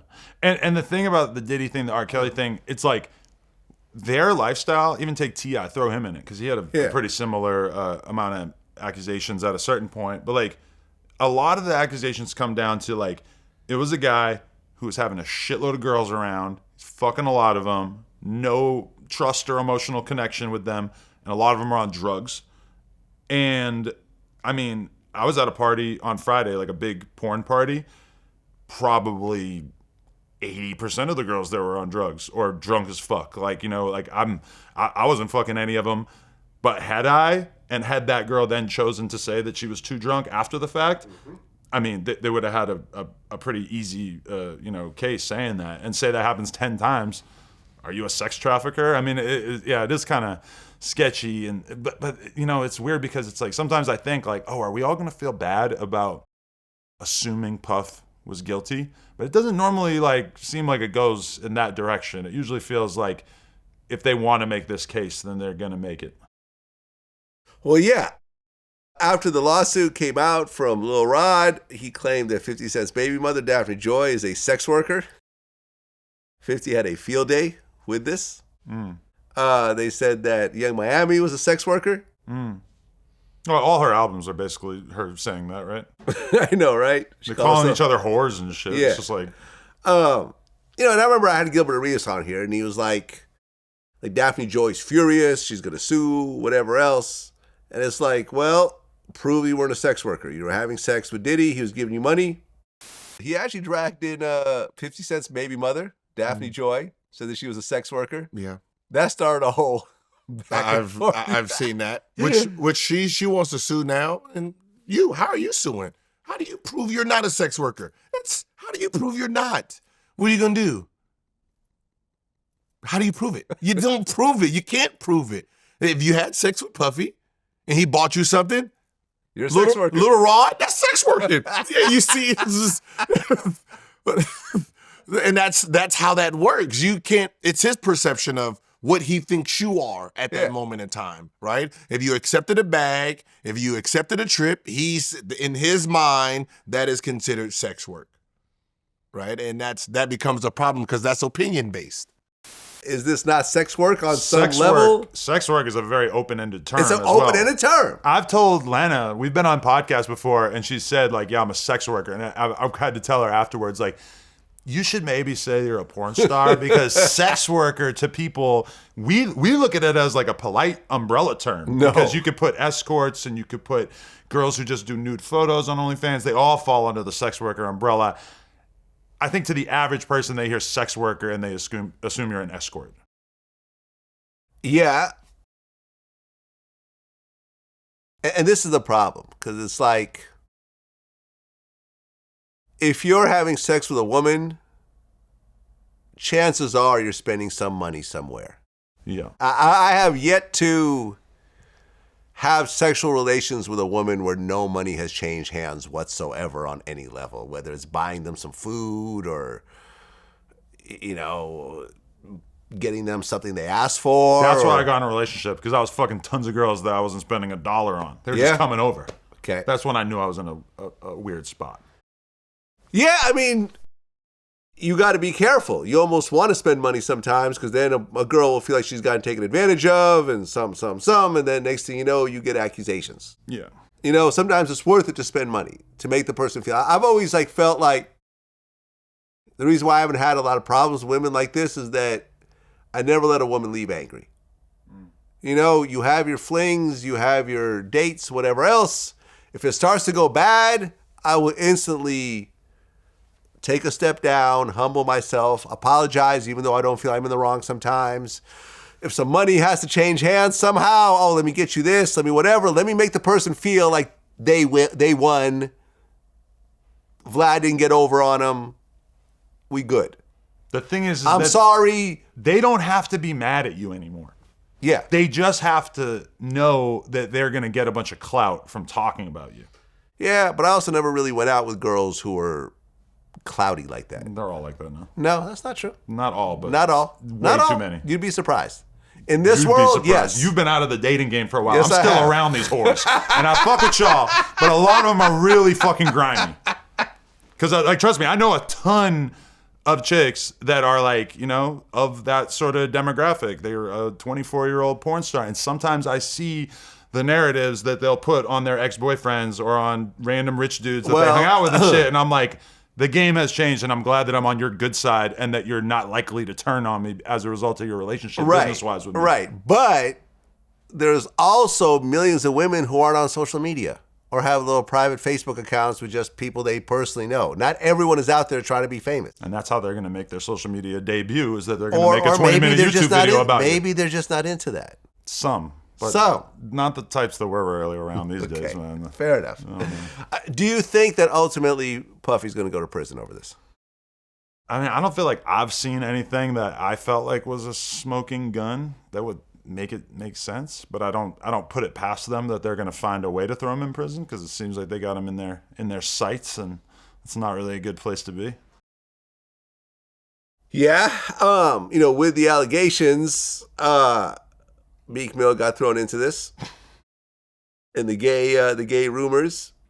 Now, having a matching outfit with Diddy does not help your case. You know the picture I'm talking about. Yeah. can't imagine me and you hanging out one day and be like, yo, man, let's wear the same outfit. But maybe we're just not good Maybe enough go friends. get a blue shirt with Pablo Escobar on it and some gray pants and some black shoes and a hat so me and you could go matching to the club tonight. But I feel like rappers are so into clothes, and like a lot of times you think that like rappers just wear nice clothes because that's what they have to do to be a rapper. And there are some rappers who are like that, but then like I remember one time hearing Juice WRLD have like a 20-minute conversation with Young Thug on FaceTime about designer shoes. And that was the moment that I realized, like, oh, you guys actually really care about this stupid shit that I thought that everybody was just doing because it's part of the image. But like the intricacy of the conversation about the different spikes on the Dior's versus the Pradas, whatever, I'm like, yo, you guys are fried. But I'm saying that, like, if you're that into clothes, you might think it's dope to just cop matching Gucci fits or whatever, but I feel like a lot of these rappers, they think that they're bad bitches because that's something that would be normal for girls to do, right? Okay, girls look, would do that. Look. I'm really into clothes. Okay. Right? I would say in the interview community, I probably have more designer clothes than anybody. I'm known for this, right? You never see me not wearing designer, We right? all talk about it, yeah. Right, It's yeah. good marketing for you because people mention it all the time. People mention it now. That's fine. But I really have, you know, like for example, I did Pierce Morgan. I wore a Gucci jacket that he commented on. That's like I think like a 12-year-old jacket. Oh, really? Yeah, a lot of my clothes are really old, you know, older because I don't wear them very often. I keep, you know, and designer clothes, if you keep, you know, unless you just trash them, they can last you 10, 20 years and still look fresh when you put them on. So I'm really into clothes. Like I said, I don't think there's anyone on the interviewer side who has as much nice clothes as I do. I see Ack wearing the same shirt for 3 days straight on Exactly. He's a little different. He likes off-white, but he's not like me. I would never wear the same shit as someone else. You're not a If bad it just bitch. so happened that I walked in and we're wearing the same shit, I would You'd change, I would change. I would put on a jacket to cover it up, and I definitely would not take a picture with you. Nah, yeah. That is some crazy shit. Because remember, like 50 Cent did an interview on Drink Champs where he said, Diddy tried to take him shopping. He's like, yo, I'm gonna take you shopping. Take me shopping. I don't think it's a gay thing. I just think that they think they're cute. That they're like 40-year-old men, 30-year-old men, and they just think that they're really on some cute shit. Like a lot of these dudes don't really like mature past being like a 20-year-old chick in college who's like, oh, we're gonna get matching outfits. Like mentally, that's like where they're at. I don't know, man. And the thing is like the amount of social media posts that Meek Mill has done trying to convince the world he's not gay is really kind of funny to me because if occasionally I get a gay accusation about me and just, oh, Vlad's gay. Oh, there's something, I saw this one video of some girl claiming that I had stolen her child and like, I had like stalked her with a fake account. Like, it was really like mental illness. Wow. I have no idea who this person is on any level, right? So I get the weird shit also. But to me, it's like, okay, whatever. I'm not gay. You can call me gay all day long. Bring in a gay guy who's had sex with me. You're going to ignore it until it reaches a level. I will offer $1 million to anyone, any man who has proof that he has had sex with me. Oh, I'll do that too, yeah. $1 million. Because a lot of people, we didn't talk about that before, but okay, three things that I want you to know about that have happened since I did that gay prank. I should have mentioned this earlier. I was doing a Discord interview with Quando Rondo, and he, as a guy who doesn't seem terribly open-minded to gay people, congratulated me and told me that he respected me for being who I really am. And I had to say, Quando, I'm not gay. And he's like, oh, so that was a joke? I'm like, yeah. So that was awkward. I have a strip club hosting that I'm supposed to do next week in New York. So basically, like, you get paid money to go turn up and do all the shit for the strip club or whatever. I almost lost that because of the gay thing, that they were like, just perceived that as me being like a different type of dude. And then but then on the bright side, there's a very high profile interview that my PR guy had been trying to get me, like on another platform. And they were like kind of being sheepish about it. And then they agreed to it because of the gay storyline. So that was kind of shocking to me. Yeah. I mean, he claims that he's upset because his 12-year-old son is asking, the kids are asking if his dad is gay. Right. It's just what comes with it. Like, you've been famous for a bunch of years, and there's going to be weird gay shit, accusations like that with everyone. But the fact that he's constantly, every day, I'm not gay. Hey, everyone, I'm not gay. Makes everyone think, like, oh, maybe you're gay. I don't think anybody has ever had a gay accusation that had no legitimacy or no, like, proof to go with it that has hurt somebody's career more than Meek Mill. There's a rapper named Millies. I don't know if you know him. Yeah, I know. We interviewed him. Right. He's from Boston. Boston, yeah. And he has a Meek Mill feature on his new album, and they did a video for it. And as soon as I saw it pop up on Instagram, I just immediately knew. And I went to look at the comments, and nearly every comment was some gay shit about Meek. And I'm just like, bro, for someone who, from my perspective, is quite evidently not gay, his response to that fucking saga has basically like earned him the same reputation that a real deal homosexual would have, which is fucked. It's fucking crazy that him being so bad at PR actually hurt his career to that level. To me, that is almost unthinkable. And even today, like I was reading through Meek Mill's Twitter feed, and you could throw it up on the screen, but like this tweet in which he said, this is so insane. Like, how does he not have somebody helping him with his Twitter? He wrote, "Who decides who gets to shoot a bomb?" What? Like, I think he's like talking about like, foreign affairs, like of bombings in Gaza and Israel. Like, who decides who gets to shoot a bomb? Yeah, I don't know. I just interviewed a basketball reference. Am I just missing out on it? I don't Listen, know. I just interviewed academics. The two of them are still going at it. He said that Meek Mill is the dumbest rapper. He said he thinks 2 + 2 is 22. And look, at the end of the day, when it comes to the arts, entertainment, a person could be a great artist, a great rapper, singer, producer, and not be very smart, not be very nice, not be very kind, not be very, in touch with their emotions or empathetic. They're just a good rapper. That's it. That's all you know about them. Yeah. Once you get to know more about them, people try to put, oh, well, he's a good rapper. That must mean that he's really intelligent also. No, it doesn't mean that. Yeah, it felt like for a while, like Meek had the whole like Rock Nation stimulus package of them trying to like push him as this like real community activist, like prison reform fucking guy. And I feel like hip hop has a problem where a lot of people get they get the acknowledgement of them as if they were like some really smart guy undeservedly. Like there's a handful of other people that I won't name that I could think of that I'm just like, this guy has the reputation of being like fairly brilliant, and I'm just not buying it. And it feels like collectively hip hop has kind of come to their senses with Meek Mill over the past couple months. Yeah, I mean, Meek Mill didn't go to college. I don't know how well he did in high school. I wouldn't assume that he was a straight A student. But there's a lot of people who have like almost no schooling that still you or I would regard them as being very, very smart. Jay-Z. But at least I've been around Jay-Z. Jay-Z's very sharp. He's very smart. But like Meek Mill, not everyone, but some people just don't apply themselves in a certain direction. I think if Jay-Z actually went to college and he could have gotten a master's or a PhD or whatever else, he's just a very smart guy. You can't memorize stuff the way he does being dumb.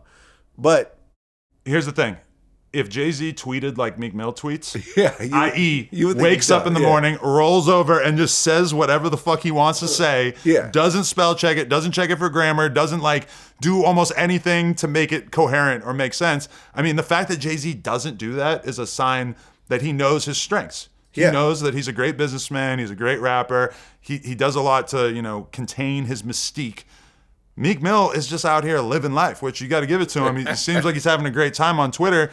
But as far as his brand, like, is there really nobody around him that can say, don't just wake up and tweet whatever the fuck rolls out of into your head? And I think about this with Meek too, is so there's this dude Quilly from Philadelphia who does not get along with Meek. They had, some relationships in terms of music and stuff over the years, but Meek ultimately like pissed him off and created an enemy. Mm-hmm. Quilly goes, he does academics, does a podcast with him, does very well. He comes right after that, does the Adam and Wack show, does very well. Goes right after that, does Say Cheese. Wouldn't be shocked if he ends up on this platform at some point. I say all that to say Meek Mill could have easily formed a relationship, business, or just friendship or whatever with me, you, Academics, and Sean Cotton. Mm-hmm. And we would have all at least had a bit of trepidation when it came to doing an interview with the Quilly guy. If Meek Mill had been cool to you and I and Ack over the years, we probably wouldn't be lining up to do an interview with somebody who hates you. Yeah, well, I don't have any interviews planned with Quilly. They had reached out. I was just like, I don't have a relationship with Meek. I also don't have any animosity towards him. So I'm not just going to bring in someone whose main role is to bash someone I don't have a problem with. Right. Even if I do have a problem with him, I don't really do those types of interviews. Mm-hmm. Every so often, I might, get a little petty here and there. But in general, Meek, we've been in the same room, but they've separated us. Oh, really?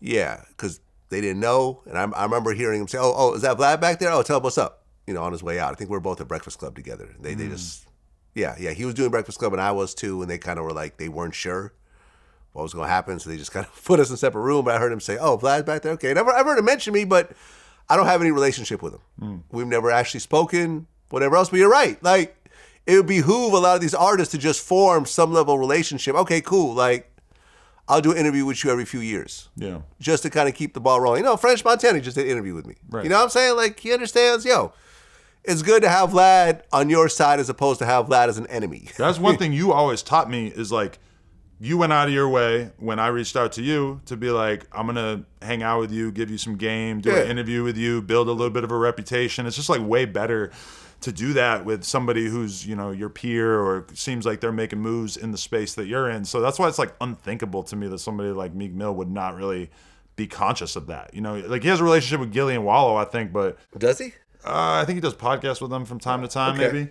But like, he could easily do way more to have good relationships with people in the media, because all those same people in the media who he never did anything for are now happy to, have conversations about how he's basically making himself look gay. Yeah, well, I think like with certain artists, they have to be on the way down to start forming these relationships. When they're at the top and they never have to do interviews, so they don't. Life catches up. A lot of times, us as, media outlets, we have a much longer career than the average rapper or singer or producer, right? That's just life. I didn't plan it this way, but that's just what happened. You can do interviews for 20, 30 years. Yeah, I can do interviews into my 70s and 80s. A rapper, not so much. Right. So, yeah, man, listen. Meek, if you ever want to hit me up, I'm not hard to reach. I'd love to have you on my platform. I respect you as an artist. I've never really taken any shots at you. Yeah, I don't have anything against him either. I reached out because there was like a clip. I interviewed Lil Reese, and Lil Reese mentioned something about how Meek Mill kept it so real with him and had him come out and stay at his crib for a period of time and just, showing respect to him. And I noticed that Meek reposted it to his story from some random fan page that clipped it from my interview. And I messaged him and I was like, we should do an interview or like whatever, showing love to him. No response. So like even me having Quilly on, it's like I was trying to defend Meek against Quilly, which is obviously kind of difficult because I'm not from Philly and I don't even know what the fuck he's talking about with half the shit. So I don't know. I mean, I just feel like Meek Mill has seriously misplayed a lot of his cards over the years as a rapper.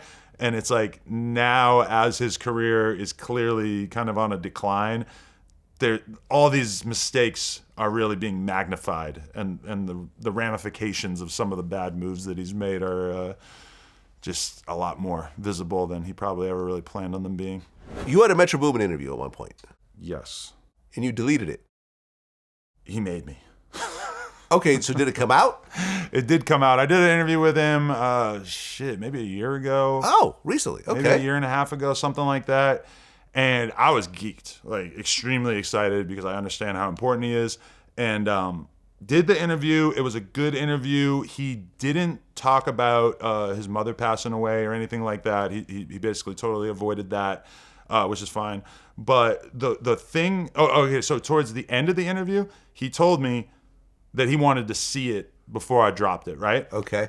But then his team basically said that they didn't want me to drop it for something like 3 months because they wanted it to coincide with the release of a project or whatever. So my team was kind of like staying on him and trying to, figure out when exactly it would be okay for him to drop it or for us to drop it. And through that waiting game, I forgot to send it to him and forgot to get the actual review, So when it came out, he hits me up pretty upset.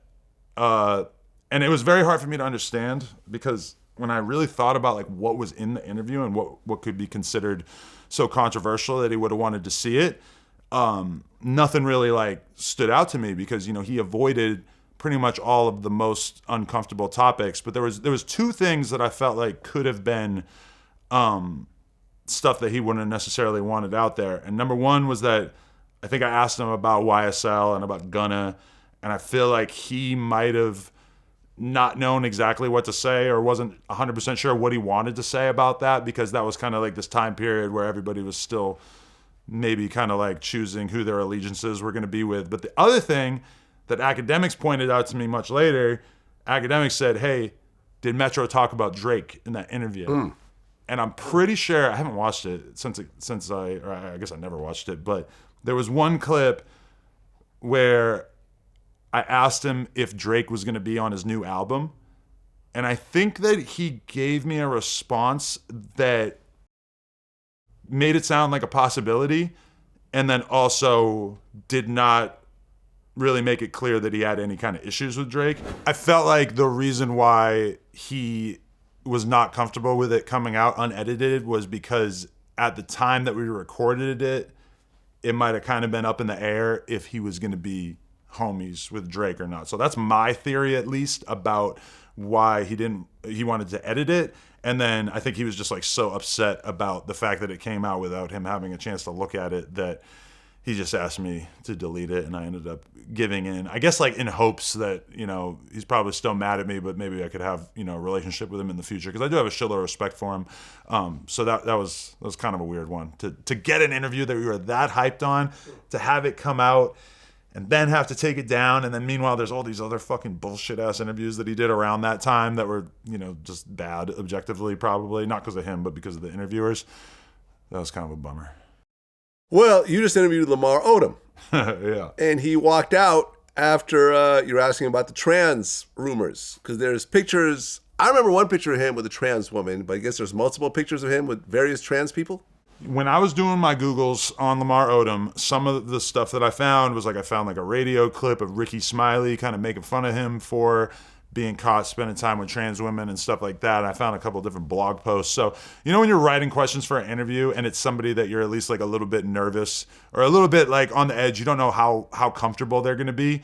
You have a lot of times questions that are, I'm definitely going to ask these.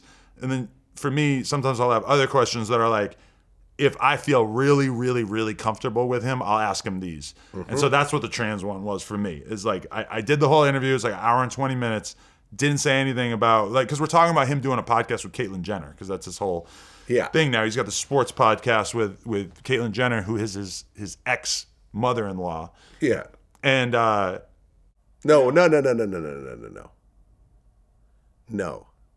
Yeah. Ex-stepmother-in-law. Oh. Because that's not Khloe's dad. Okay. I'm very poorly versed in the Kardashian verse. No, well, Kris Jenner married Bruce Jenner after Robert Kardashian Sr. died and had Kylie and Kendall. Got it. Those are their kids together. Got Khloe has a different dad. Very good fact And he was check. married to Khloe. Right. Okay. Right. There's other episodes of mine that I should probably edit because that is accurate. But either way, like, we're kind of talking about trans people a little tiny bit. He dead named Caitlyn Jenner for a moment. He called her Bruce, but he took it right back. So I don't think the trans community was like offended or anything like that. But then at the end of the interview, I say to him, I'm kind of like wrapping it up. It's clear that the interview is kind of winding down. And he says like, so what, you ain't got no more questions? And it's like a fun, jokey environment in the interview. And I say like, you want more questions? I got more questions. He goes, yeah, give me another question. So I tried to like say it in the most roundabout way possible. And I said, so now that you're doing this podcast with Caitlyn Jenner, do you think that might open the door for you to spend time with trans women romantically? And he basically just said, this dude's crazy, and he walked out, which, you know, it wasn't like a mad walkout, because we were like hanging out right after that and like taking pictures together and shit like that. It was more like him kind of doing a funny walkout, which I never really had before. Normally when people walk out, they're very angry. So yeah, that was a crazy vibe, especially because my dad was there. My dad's a huge basketball fan, so he just happened to be sitting there watching us have this conversation. So my dad got to witness a walkout, which was kind of cool for him. Well, I was supposed to have a Lamar Odom interview around the same time. Right. But it did not happen. Right. He bailed on you at the last minute, right? Well, you know, when people waste my time and money, I don't try to get revenge, or I don't try to somehow, you know, do something to them, but I will talk about it, and I will earn my money back that way. So Lamar Odom, we had an interview years ago. I paid him to do the interview. It was a great interview. It was like a life story piece. I watched it, yeah. It's a cool interview, everything else like that. Had a good vibe. Everyone walked away happy. He got paid. Interview did good numbers. Thought we had a reasonable relationship at that point. Business relationship at that. We had another interview. He was supposed to get paid for it. Last minute, I think he just asked for a bunch of extra money out of the blue. And I was like, nah, this wasn't, he just didn't show up. Another interview, once again, it was a paid interview. And yeah, he just didn't show up last minute. So they reached out again. It was like, yo, he wants to do an interview. I'm like, well, listen, I'm not paying him at this point. I've already wasted two different instances, because every time we lose an interview, we lose thousands of dollars between the cameraman, the studio, all the time spent, my staff, and the fact that if something's, you know, set for that day, usually that day is shot. I can't go and get someone else that day. So our schedule gets affected. So I take it personally when people do that. And for him, it's like the third time I said, okay, look, I could do it, but I'm not going to pay him this time. I'm like, no, it's cool. He's going to do it. It's 100%. He's with it, whatever. Day of the interview, a couple hours before the interview, he's not going to make it. I said, again? You got to be fucking kidding me right now. So after that happened, I sent him a DM. I said, yo, this is the third time you've canceled on me last minute. Do you have some sort of personal issue with me? And I get a response from his so-called manager, Gina Rodriguez. And she was like, we never scheduled this. We never confirmed on this. But since you want to have this attitude, we're not going to do any video, interviews with you in the future.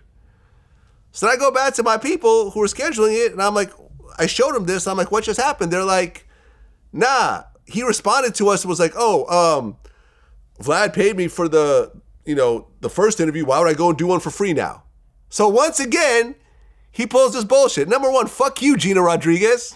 You can go fuck yourself. If I was an old lady who was still trying to pay my bills, making money off of managing Lamar Odom, I guess I'd be mad at the world too. So fuck you. Point blank, period. You can go fuck yourself. Because really your response was so fucked up. It was like, yo, I just had something canceled on me. And I'm telling you, it's a pattern of the shit being canceled. As his so-called manager, you should at least do some sort of damage control, as opposed to be like, oh, we're not going to interview with you in the future. Like, of course I'm upset. But, and then to start a whole back and forth, where she's like, oh, you're lying. He never agreed to this. And I'm like, you're not around him 24/7. You don't know what the fuck he's agreeing to. This motherfucker was on crack. Like, I remember Gilbert Arenas told me the story in our last interview, right? Because remember, he was on the Big Three at one point. And Gilbert, I think, was coaching. Gilbert was telling me this story. He wasn't there, but a bunch of the other players told him. He said after a game, Lamar Odom is taking a shower and he's got his phone out and he's watching porn as he's showering. He finishes showering, walks into the team meeting, and the whole time he's on his phone watching porn with everyone around him seeing what he's watching. Like, that's a cry for help. Like, that does not seem like something a sane person does. And by the way, I have a new name for him. From now on, he's Lamar Odom. He's not Lamar anymore. He's Lamar Odom. And Lamar, if you want to hit me up and have a conversation with me man to man, you could do it. Right? It is what it is. Like, you know what you've done. Right. What you did was really nasty and foul. And I remember when I mentioned this to Gilbert, he goes, well, he just has a history of this type of thing. Even when he was like doing the big three, he wouldn't show up to shit and he'd be doing this weird porn shit. He was like, yeah, some of these Laker dudes kind of feel like they're kind of bigger than life, because people sort of like, look up to him because, because you may have played with Kobe or, you're part of a championship team or whatever. So they act like, but I'm just like, well, that's bullshit because I've interviewed so many world-class athletes from Mike Tyson, Evander Holyfield, Michael Vick, John Sally, Dominique Wilkins, Dennis Rodman, like guys with actual multiple rings that they deserved and, world-class champions, Darryl Strawberry, the list goes on and on, Jose Canseco, Pete Rose. Like I can go on and on with people who have way more accolades than Lamar and were very professional. Came in, did their job, got paid, everyone walks away cool. Lamar Odom is on another fucking level. Yeah, he was totally professional with us, but that's a shame. Like I've had this happen so many times to me that I feel like I'm kind of numb to it, and I just like don't really have too many emotions about it. Like because all right, the last time I kind of gave somebody an attitude about this was there's a rapper named OT7 Kwani who's kind of blowing up on more of an underground level, right? And like I had gone back and forth with him because I fuck with his music like a lot about him doing the interview. And I put him on text with my publicist and she like lines up a date and then that date doesn't happen. She lines up another date, it doesn't happen. And then he like texts me and he's just like, yo, I'm outside your store. Let's do this interview on a random day. And I'm like, I probably was like kind of rude. I was like, bro, you need to pick a date for us to do the interview. You can't just show up. I'm not at my store. I'm at my studio. I don't have questions written for you. I need some time to be able to get ready. Like we already scheduled 2 different dates that you didn't show up. Like, how are you just hitting me up spontaneously like that?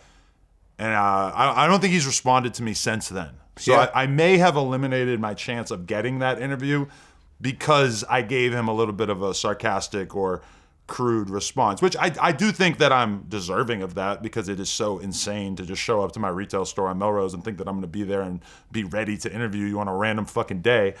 But, I don't know. I just feel like at this point, no matter how offended I am, I'm just going to kind of roll with it because it just, in terms of my ultimate goal, which is just getting the best interviews possible, I feel like it just doesn't really behoove me to stand on business when it comes to people ghosting me for interviews.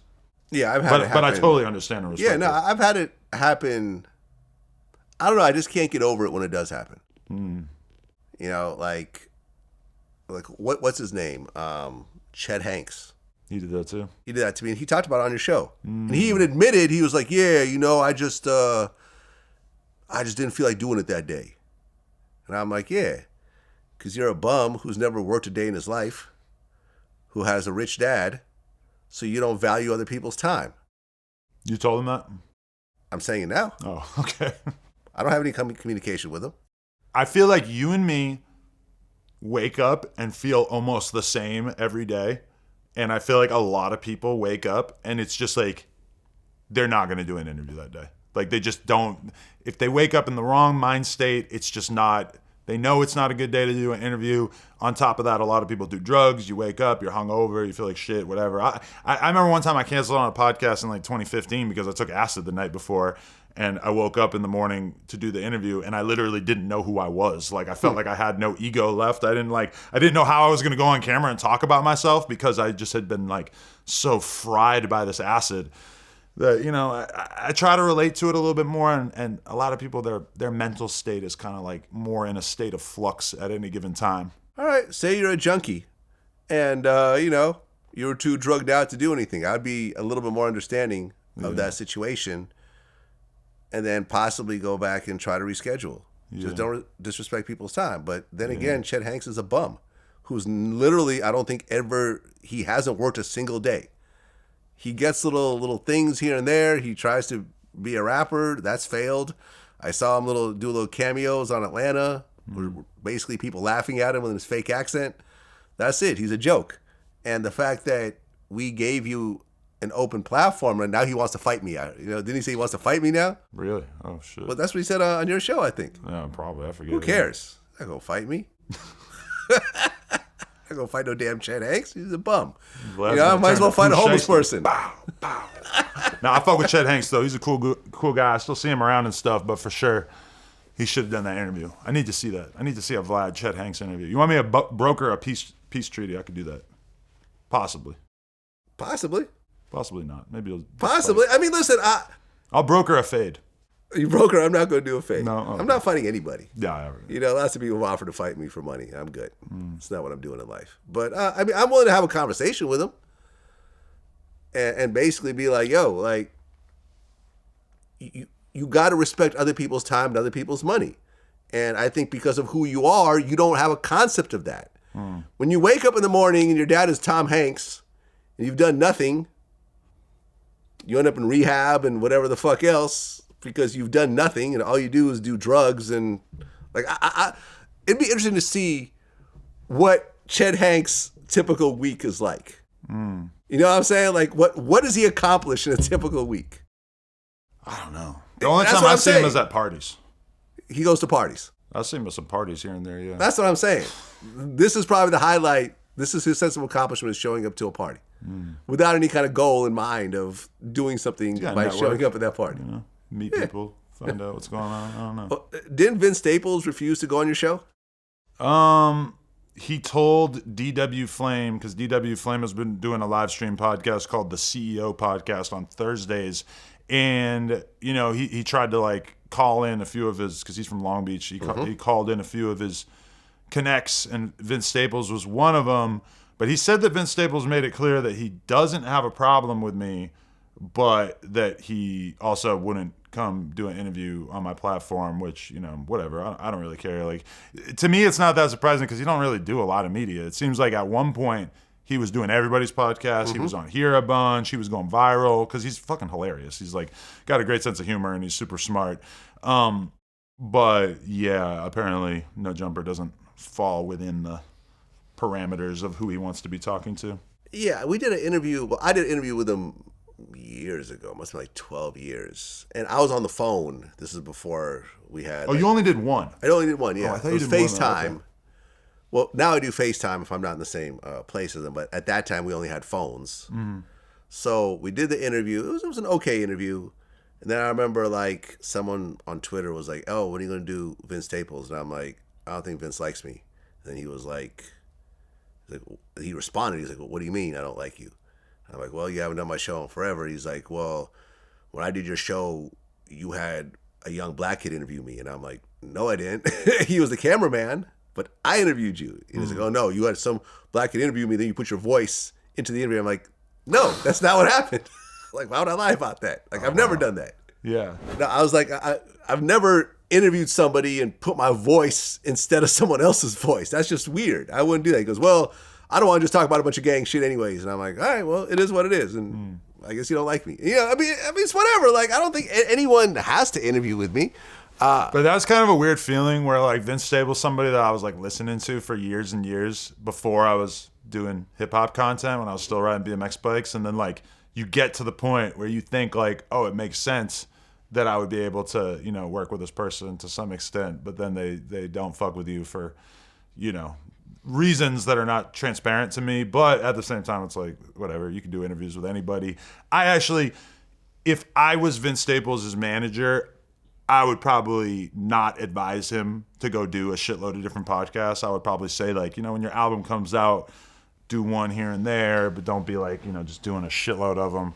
So I understand. I respect that people want to kind of limit their exposure publicly, you know? Look, like everyone chooses who they want to do interviews with if they do interviews. Every day I get offers to do interviews that I just pass up on. Like, nah, I'm good. I check out their numbers or their content. It's like, yeah, you know, or sometimes like, all right, well, if you pay me, I'll do it. And sometimes I'll do a podcast I get paid for. That's cool. But lots of stuff, you know, people pass on. People pass on my shit. It is what it is. I respect it because, you know, I was thinking about this earlier when I was thinking about Kendrick's career. Think about how much shit Kendrick says no to. Like, yeah. And that's true of every, like, big rapper. But think about with Kendrick where, like, you've only heard him on a couple of people's projects, even in the last 5 years. Like, you just very rarely see him do anything. Like, the idea of him doing that verse on the Future and Metro Boomin album, even though it's Future and Metro Boomin, is pretty fucking crazy that he actually, like, considered this to be worthy of his time. I mean, Kendrick Lamar probably gets multi-million-dollar offers from pop stars every year to be on their project and says no. Yeah. Which is amazing to me because that's like really, I feel like your artistry in some ways is almost defined by what you don't do versus what you do. And there's a lot of people like Playboy Carti has cultivated this ridiculously like, you know, weird, creepy fucking image for himself. But it's if he was sitting on VladTV every couple months or if he was doing Breakfast Club or whatever, it'd be a lot harder for him to, you know, keep that mystique up. So I respect anybody who chooses to do that, even though obviously from my perspective, it would be great if they just talk to me all the time. What'd you think about Playboy Carti's thong? Well, you see that I recreated it? No. Oh, God. Oh, you put it on yourself? No. So in Come the on. lead up to my my gay reveal, I did like a thing where I put on a thong and then I went into the newsroom and said what up to everybody, but I wore my like tightest fitting t-shirt so that it would like you really be able to see the thong. And I went in and said what up to everybody, and then they like noticed and they were like, what the fuck? That was like one of my things for the whole gay prank. But what did I think of the thong? I mean, This is the thong, by the way. that's what he was wearing? It's the bodysuit. This is Academics talked to me. He mentioned this. It's a Rick Owens Oh, really? bodysuit. So that's an expensive thong. Wow. It's still a thong though, man. I don't think this is in the men's section. But this is a dude who sits around the fucking house just like wearing makeup and like, you know, this is what he's into apparently at this point. You know, like I remember there was this girl I knew who was on Playboy Carti's close friends. Oh no, her close friends. Like we had access to her close friends, but then she was hanging out at Playboy Carti's house, and all I seen was lean and guns. I'm just being real. That's all I saw on this close friends at that time. But then when I like see little bits of his like private life leaking out, it's wearing makeup, painting your nails, wearing thongs, wearing extremely tight pants. I don't know. This is like, it's hard for me to wrap my head around who this fucking guy is at this point. And especially like every time I listen to that Future album, that song Type Shit, I think it's called, with the Carti verse on it. And like he went from the baby voice to now he has this like voice. Like, I don't understand how you're a rapper and you just get a different voice every couple of years. And I guess like you got like Tyler the Creator. Like Tyler the Creator has put out albums where I put it on, and then by like the second song I had to go and like make sure I was actually listening to the Tyler the Creator album because it sounded so unlike what I thought a Tyler the Creator album was gonna sound like. Like this rap is in a weird place when like you could just have a different voice every couple of years. I mean, yeah, I've said this when I interviewed Academics last week. I feel that Playboy Carti is the most popular worst rapper in the world right now. As a rapper, Yes. yeah, I'm gonna give you that. Yes, the Because- the biggest worst rapper in the world right Yes. now is Playboy Carti. I just don't quite get the artistry. I just don't get it. And this is not me being 50 and, you know, being the old man on the porch saying all this new music sucks. No, because I listen to all the new music. Right. Seriously, I listen to everything. Playboy Carti is one of those where I just scratch my head and I'm like, I don't quite get the appeal here. I don't quite see the creativity. I don't see the artistry. It just all seems to be like, you know, almost like the mysteriousness of it is the reason why people even check it out. And it's and even like the weirdness of it is Yeah, like that's what I'm saying. When I listen the to mystery, the weirdness, whatever you want to say it. I listen to that song on the Future album with Travis Scott and everything, and the whole thing is good. And then I don't turn it off when it gets to the Carti verse because every time I'm just kind of marveling at how weird this verse is and how weird this voice that he's using is. I feel like Playboy Carti might have the most retarded fan base in hip hop, or at the very least, the most easily impressed fan base, because I feel like it's impossible to be somebody who is at our age and to be impressed by what he's putting out there, especially with my specific set of references where I grew up listening to a lot of hip hop, a lot of metal, a lot of hardcore, a lot of punk. So like all of the elements of those genres that he inserts into his music feel fairly like forced and just not cool. But to his fan base, and I feel like I seen his fan base when I was at Rolling Loud a couple weeks ago, and Kanye performed, and like, you know, I had a couple security guards say to me like, "Why is everybody in the audience wearing all black?" And I'm like, no, that's these kids. They're like, they're kind of like, they think they're goths because they dress in all black, but they're like obsessed with Kanye and Playboy Carti and stuff. But it's like, yeah, they're just kind of confused from my perspective. Yeah, I don't get it. Now, did I think he had a pretty good hook on Fiend, on Travis Scott's Fiend? Right. Yeah, I think he some nailed hits, that. yeah. But then once the verse comes on, I just turn off the song. Yeah. Like I said, you want to call me the old man on the porch? That's cool. I've been into hip hop longer than Carti's been alive. I have met Carti. I've spoken to him about doing interviews back in the day. 2016, we spoke about it. He even came to my bike shop at one point when we were still downtown. Okay. So we had been around each other.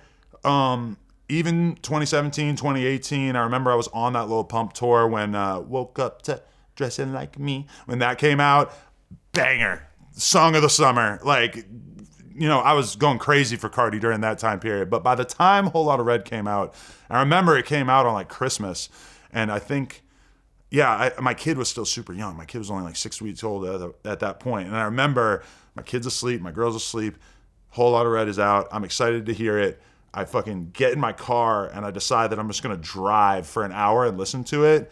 And I gave up after about like 25 minutes because I was just like, what the fuck is this? And that album is a classic in the eyes of a huge percentage of people. They love it. And I can acknowledge its influence, that even though it's not for me, it seems like it really shook the culture to its core. To me, I got to be real. I don't get it. Yeah. Yeah, no, I mean, there's a lot of groups that I think influenced by him, like Destroy Lonely and stuff like that. Well, he signed to him, yeah. Yeah, so, but they also kind of sound like him. That whole opium thing is a bunch of... Yeah, I don't get it. But, look, I think Tyler, the Creator, is extremely, artistic. And I think that he really goes in different directions, but I think it works most of the time. Playboy Carti, I don't get it. And I hate becoming the curmudgeon, but... I remember sitting in the car with my mom when I was 12 and Mo Money, Mo Problems was playing. And my mom just looked at me and said, "This is trash." and I hate to think that I could be becoming her, but if that's what it is, that's what it is. Now, you had a number of former co-hosts, and at one point you called them snakes last year. Have you guys ever worked it out, or? It's kind of all over the spectrum, where some of them I'm kind of cool with, some of them we absolutely should probably not be in the same place. So it's all over the place, but yeah, definitely snakes is a good word. I call it Snakegate, when like a bunch of dudes kind of left my channel at the same time and tried to create their own platforms, and those platforms are currently floundering, and I know for a fact from people I've spoken to that they're doing very, very poorly financially, which is kind of rewarding. People call me super petty for even like ever acknowledging it, so I try not to talk about it too much, but there's definitely there's a degree of satisfaction when you see somebody try to take your whole fan base and use it for their own causes. And especially the thing that really pissed me off was just the fact that they painted these real bullshit narratives about me on the way out the door, where they acted as if I was this horrible boss and I was impossible to work with and I was trying to control them, when in reality, the reality of the situation is that I was an unbelievably loose boss, in the sense that I was like really giving them free reign to do whatever they wanted on the platform and off. And they really resented me for trying to institute any degree of control as things were kind of starting to spiral out of control. Yeah, no Diddy on that loose comment.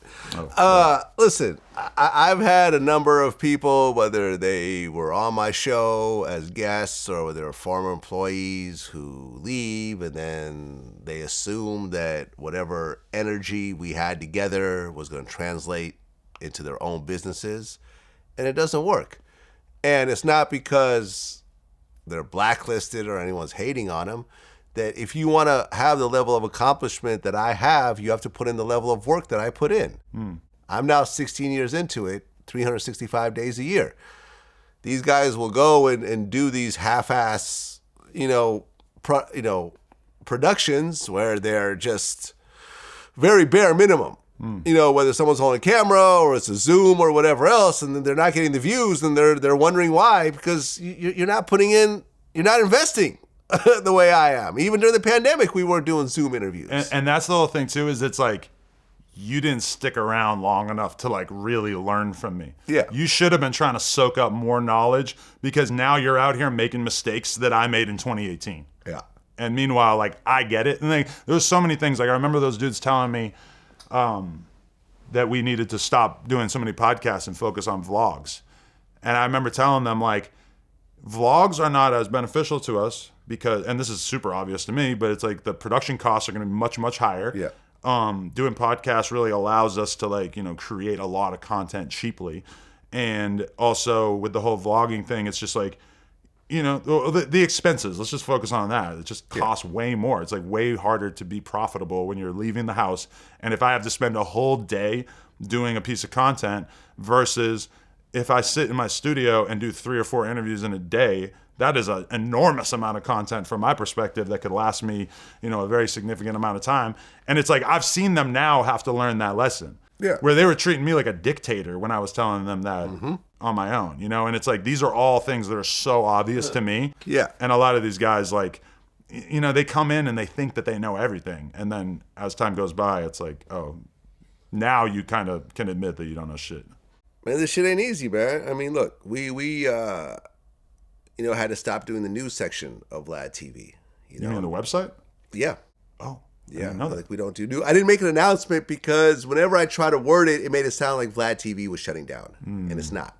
VladTV is still in full swing. It's just the news part. And unfortunately, we had a team of writers, some of which a girl had been with me for 13 years. Wow. So yeah, I felt awful having to lay people off, but it was like, all right, people aren't going to websites to read the news anymore. It's all on social media and it's all right there. So to do a link in bio and to click over, whatever else, yeah, I mean, we made a lot of, made millions of dollars over the years. And at one point it was keeping the company afloat, but as time went on, it was decreasing and, we had to make a tough decision. It's not easy. And it's not like we're the only one. BuzzFeed News went out of business. Vice News went out of business. The media, LA Times laid off a big portion of their staff. It's and unless you're really breaking major stories, just the whole thing, like, you guys have, the No Jumper IG and Twitter, whatever else, but that's almost like you're not making money off that. I'm not getting into your business. I can just tell from the outside looking in, it's just more of a presence thing. We might make more money off Instagram than we make anywhere else selling promo, yeah. But not the actual news itself. Yeah. See what I'm saying? The news is more to like support it. Like, exactly. I tell them, we need to post 30 things in a day so that if we post 10 things that are paid for, that they can kind of like blend in, even though the audience should be able to detect it. Yeah, and we don't do paid promo on Instagram. So for us, it was like, all right, I think we're done. And, it's not easy. These businesses are hard to keep up and maintain when you have a paid staff and you got the overhead. And people leave and think, all right, I'm going to be rich just like Adam or Vlad. And it's like, well, you may be, but not this year. It might take you 5-10 years to do it. And people don't realize that. This is why you have so many podcasts. So many, like, everyone's doing a podcast now. And look, our numbers do get affected by so much competition, and it is hard to book guests when there's like Paul George is doing a podcast, and you're a fan of him, his basketball career, so you want to just go and do his podcast just so you can hang out with Paul George. But at the end of the day, he doesn't quite have the numbers. He's not a skilled interviewer. He's just a celebrity. And I've had that experience where like some legend who I wish I could say his name, but like a legend interviews me, and I'm sitting there the whole time thinking like, holy fuck, like, you're a legend. You suck ass at interviewing. Like, this is one of the worst interviews I've ever done. The questions you are asking me are so bad. You're never going to make it as a media personality, but at least I could say I kicked it with this dude. Even though it's like, if it's a basketball player, you're kicking it with the 50-year-old washed up version of him. The cool version of him was probably like the 25-year-old NBA star version of him, but I'll take it. You had an argument with one of your co-hosts, Suspect, over your validity in rap. And I remember Van Lathan was on your show, and he was saying how black people don't check for no jumper. You know what I'm talking about? I think he wants that to be true more than it actually is true. From my perspective, at least like based on the reaction I get when I go out in public, which is right. the only time that you really get to like see what demographic fuck with you. Right. Yeah. I mean, it's always interesting how people think I'm so hated in hip hop, but I don't leave the house without somebody wanting to take a picture with me or telling me how much they love my show. And it's usually black men. I leave the house with security, well, when I go out to shit like Rolling Loud, not because I'm like scared somebody's going to beat me up, but it's really like to kind of keep the fans under control and shit because it's just so out of control. Yeah. Yeah. Yeah, man. So what do you feel about your role in hip hop? Because, you know, like me, you never get nominated for any awards or anything else like that. And, you know, like me, you don't always get the major artists on their promo runs. Occasionally here and there, but in general, you've sort of built up the majority of your guests, and I kind of look through your YouTube channel, is like people that are fairly underground. Mm-hmm. Is that a fair statement? That's always kind of been my thing because I know a lot of people who do podcasts that really hone in on like trying to get the biggest guests that they could possibly get. And like when I look at what I'm interested in, it's usually not that. Like it's usually like more of the, you know, niche characters in any given scene. You know, a lot of the interviews that I'm super excited for are not ones that ever really do that well. Like I've always kind of been somebody who liked to like pick apart what's going on in a given subculture and like learn about all the different people in it. And a lot of times you can't get the superstar. You kind of have to, you know, go for people that are more peripheral. So in terms of like what my role is in hip hop, it's kind of weird because it's like you get to a certain level of prominence and then people want you to be an authority on hip hop as a whole, which I never came into it thinking that I was going to be judged by that standard. If anything, I got into it kind of like acknowledging that, you know, I'm a 32-year-old BMX rider. Back then, I'm 40 now, but like I'm a aging BMX dude who's really enamored with this stuff and really excited about it and really, you know, into doing interviews. But it's not like I'm laying claim to having, you know, limitless knowledge about this.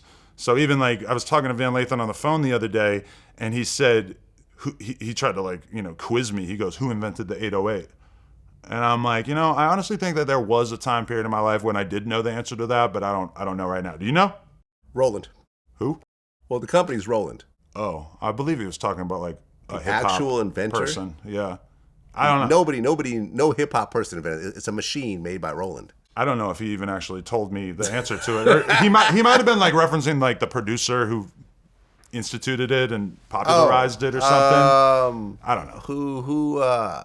I mean, this was a drum machine that was incorporated by a lot of different people in the 80s. This would be a more illuminating conversation if I could say who it actually was. But you're not going to get too many people that could out hip hop me, like in terms of knowledge. But my response to that is like, I'm a person. I have a fan base. I do content. I'm not saying that I know everything. In fact, if me and him were having that conversation and he told me that Manny Fresh or whoever invented the 808, it's probably unrealistic for that to be my guess, but no hip hop person invented the 808. It was made by a major electronics company, a music electronics company called the Roland. Okay, called Roland. Fuck you, Van Lathan, for throwing me in the trick bag right there. But you know, it's like the fact that I don't know that. You know, I'm happy to learn that. I would like to have. I'm doing interviews to learn. Here we go. Ikaturo Kakahashi was the inventor of the 808, first marketed by Roland in 1980. Wow. I mean, yeah, I don't know what the fuck Van was trying to get across with that, because I feel like unless you're a production nerd, you're not going to know anything about an 808. And a very tiny percentage get him on the phone. Of hip hop fans are going to have that kind of knowledge, right? Yo. Hey, so I'm interviewing Adam22 right now. Okay. Right? And he brought up, so I'm talking to Van Lathan right now for those who don't know. Adam claims in this interview that you asked him who invented the 808 and he couldn't answer. Yes.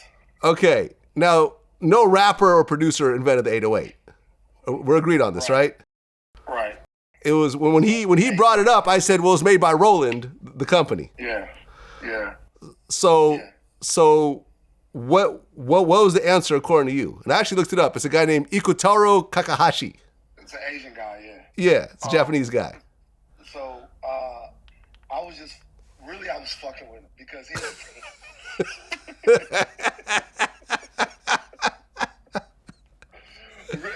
the thing. I think the point was that it's like I don't think Adams, and I told him that actually you do have this knowledge. I don't think Adams' cultural proximity to hip hop is indicative of any actual knowledge of hip hop history and hip hop culture, nor does it have to be. So him going back and forth with Suspect about that is like whatever. If I right now gave Adam22 a 10-question hip hop quiz about the founding and the beginnings and the middle of hip hop, he probably couldn't do it, but what difference does it make? You know what I mean? And there's very few guys who could. Like I said, you know your hip hop, Sway knows his hip hop, Ninth knows his hip hop, Guru knows his hip hop. Those guys know their hip hop. But saying that you know hip hop because you started interviewing rappers at 32 is probably not, you know what I mean? It's probably not a thing. Okay, so you were just messing with him. That was a trick question, basically. Yeah, I'm fucking with and he gave me the answer. I was like, it was funny the way he answered. He went, I think he was high on heroin at the time. It was funny the way he answered. He goes, I don't know, and it was funny as shit. But anyway, but last thing I'll say is that when I talk to those guys like Guru and Ninth Wonder and like more Ninth Wonder and they'll start. Now you just showed him me. I just flipped the screen. Why is he sitting there looking like that? Fuck you, then. I'll say something. I feel like I know a lot about rap, but when I start talking to those guys, they'll start asking questions and just saying stuff, and like I won't know anything of what they're talking about. Like seriously. Like actual knowledgeable hip hop people. That's all I was saying. Okay, hold on. I'm going to throw the phone to him real quick so just he can address it. Well, okay. My one thing I would say in response to that is that I have an enormous amount of hip hop knowledge that you don't have, and you know that because I pay attention to a very different segment of hip hop, and that's true for everybody. If I was to go have a fucking conversation with MC Shan, he knows so much about hip hop from early on that I would not know anything about. But meanwhile, I know about an unbelievable amount of hip hop shit that he doesn't know about. And also, I've never said like, oh, I'm so hip hop or anything like that. My only statement in regards to the conversation that you're talking about right now is that I feel like I know enough about hip hop that I can have a conversation about J. Cole versus Kendrick. That does not take some enormous amount of hip-hop knowledge. These are two of the most popular rappers right now that almost everybody who listens to rap are at least somewhat familiar with. Let me ask you a question. Who signed J. Cole? Jay-Z, I guess, but I don't know if somebody signed him before that.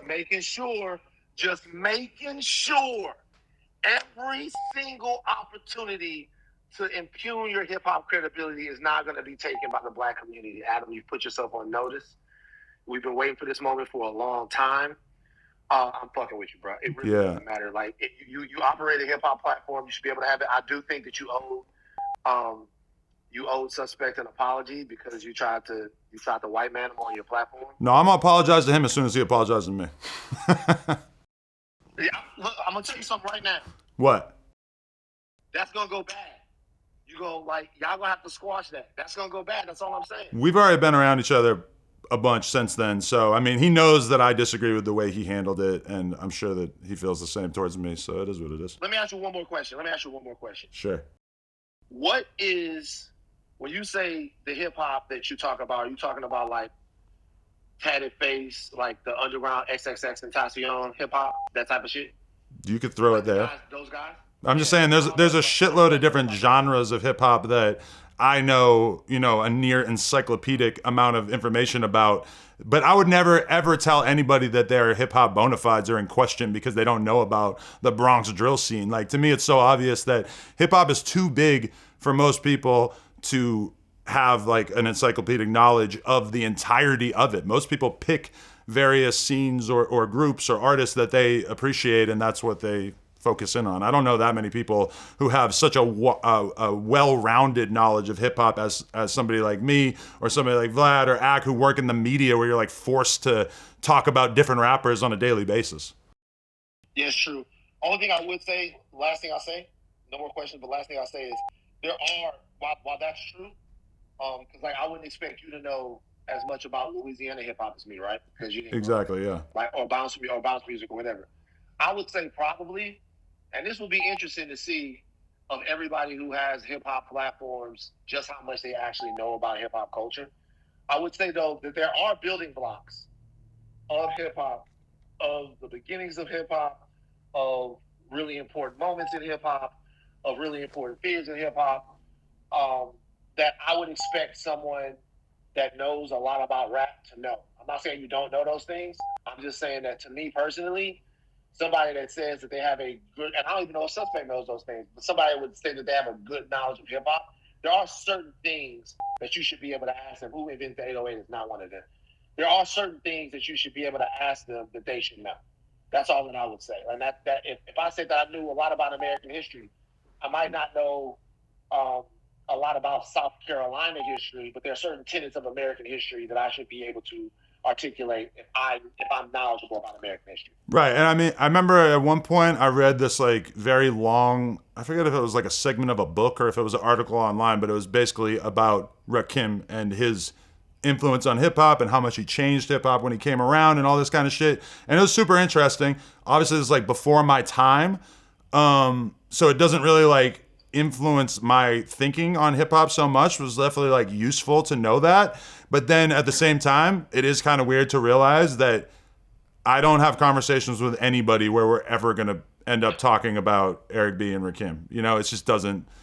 And probably most of my fans would X out if I started to have that conversation. So it's like sometimes I do go back, and you know, I definitely have like plenty of knowledge of just shit that I learned when I was younger and the media landscape was more limited. But yeah, I don't, you know, go through the history books trying to gain like a complete understanding of the early days of rap, even though that might be able to make me a little bit more impressive to some people that I speak to. All right, cool. All right, Vlad. Yeah. You want the content of the year? Come up with a 10-question hip-hop quiz for Adam right now and see if you can do it. Michael Rappaport tried to do this to me the other day, and I think I got like half of them or something. What were his questions? Just real quick. I can't remember. You can find it on YouTube though, so you can rate his questions. But obviously, like he's exclusively pulling from like a very old set of hip hop references since he doesn't know what the fuck is going on now, right? Well, you should have just came right back at him. You should have been like, name me your favorite Trippie Redd joint, or some shit like that. Like, I mean, that's true. Like, you know, move the game to your playing field.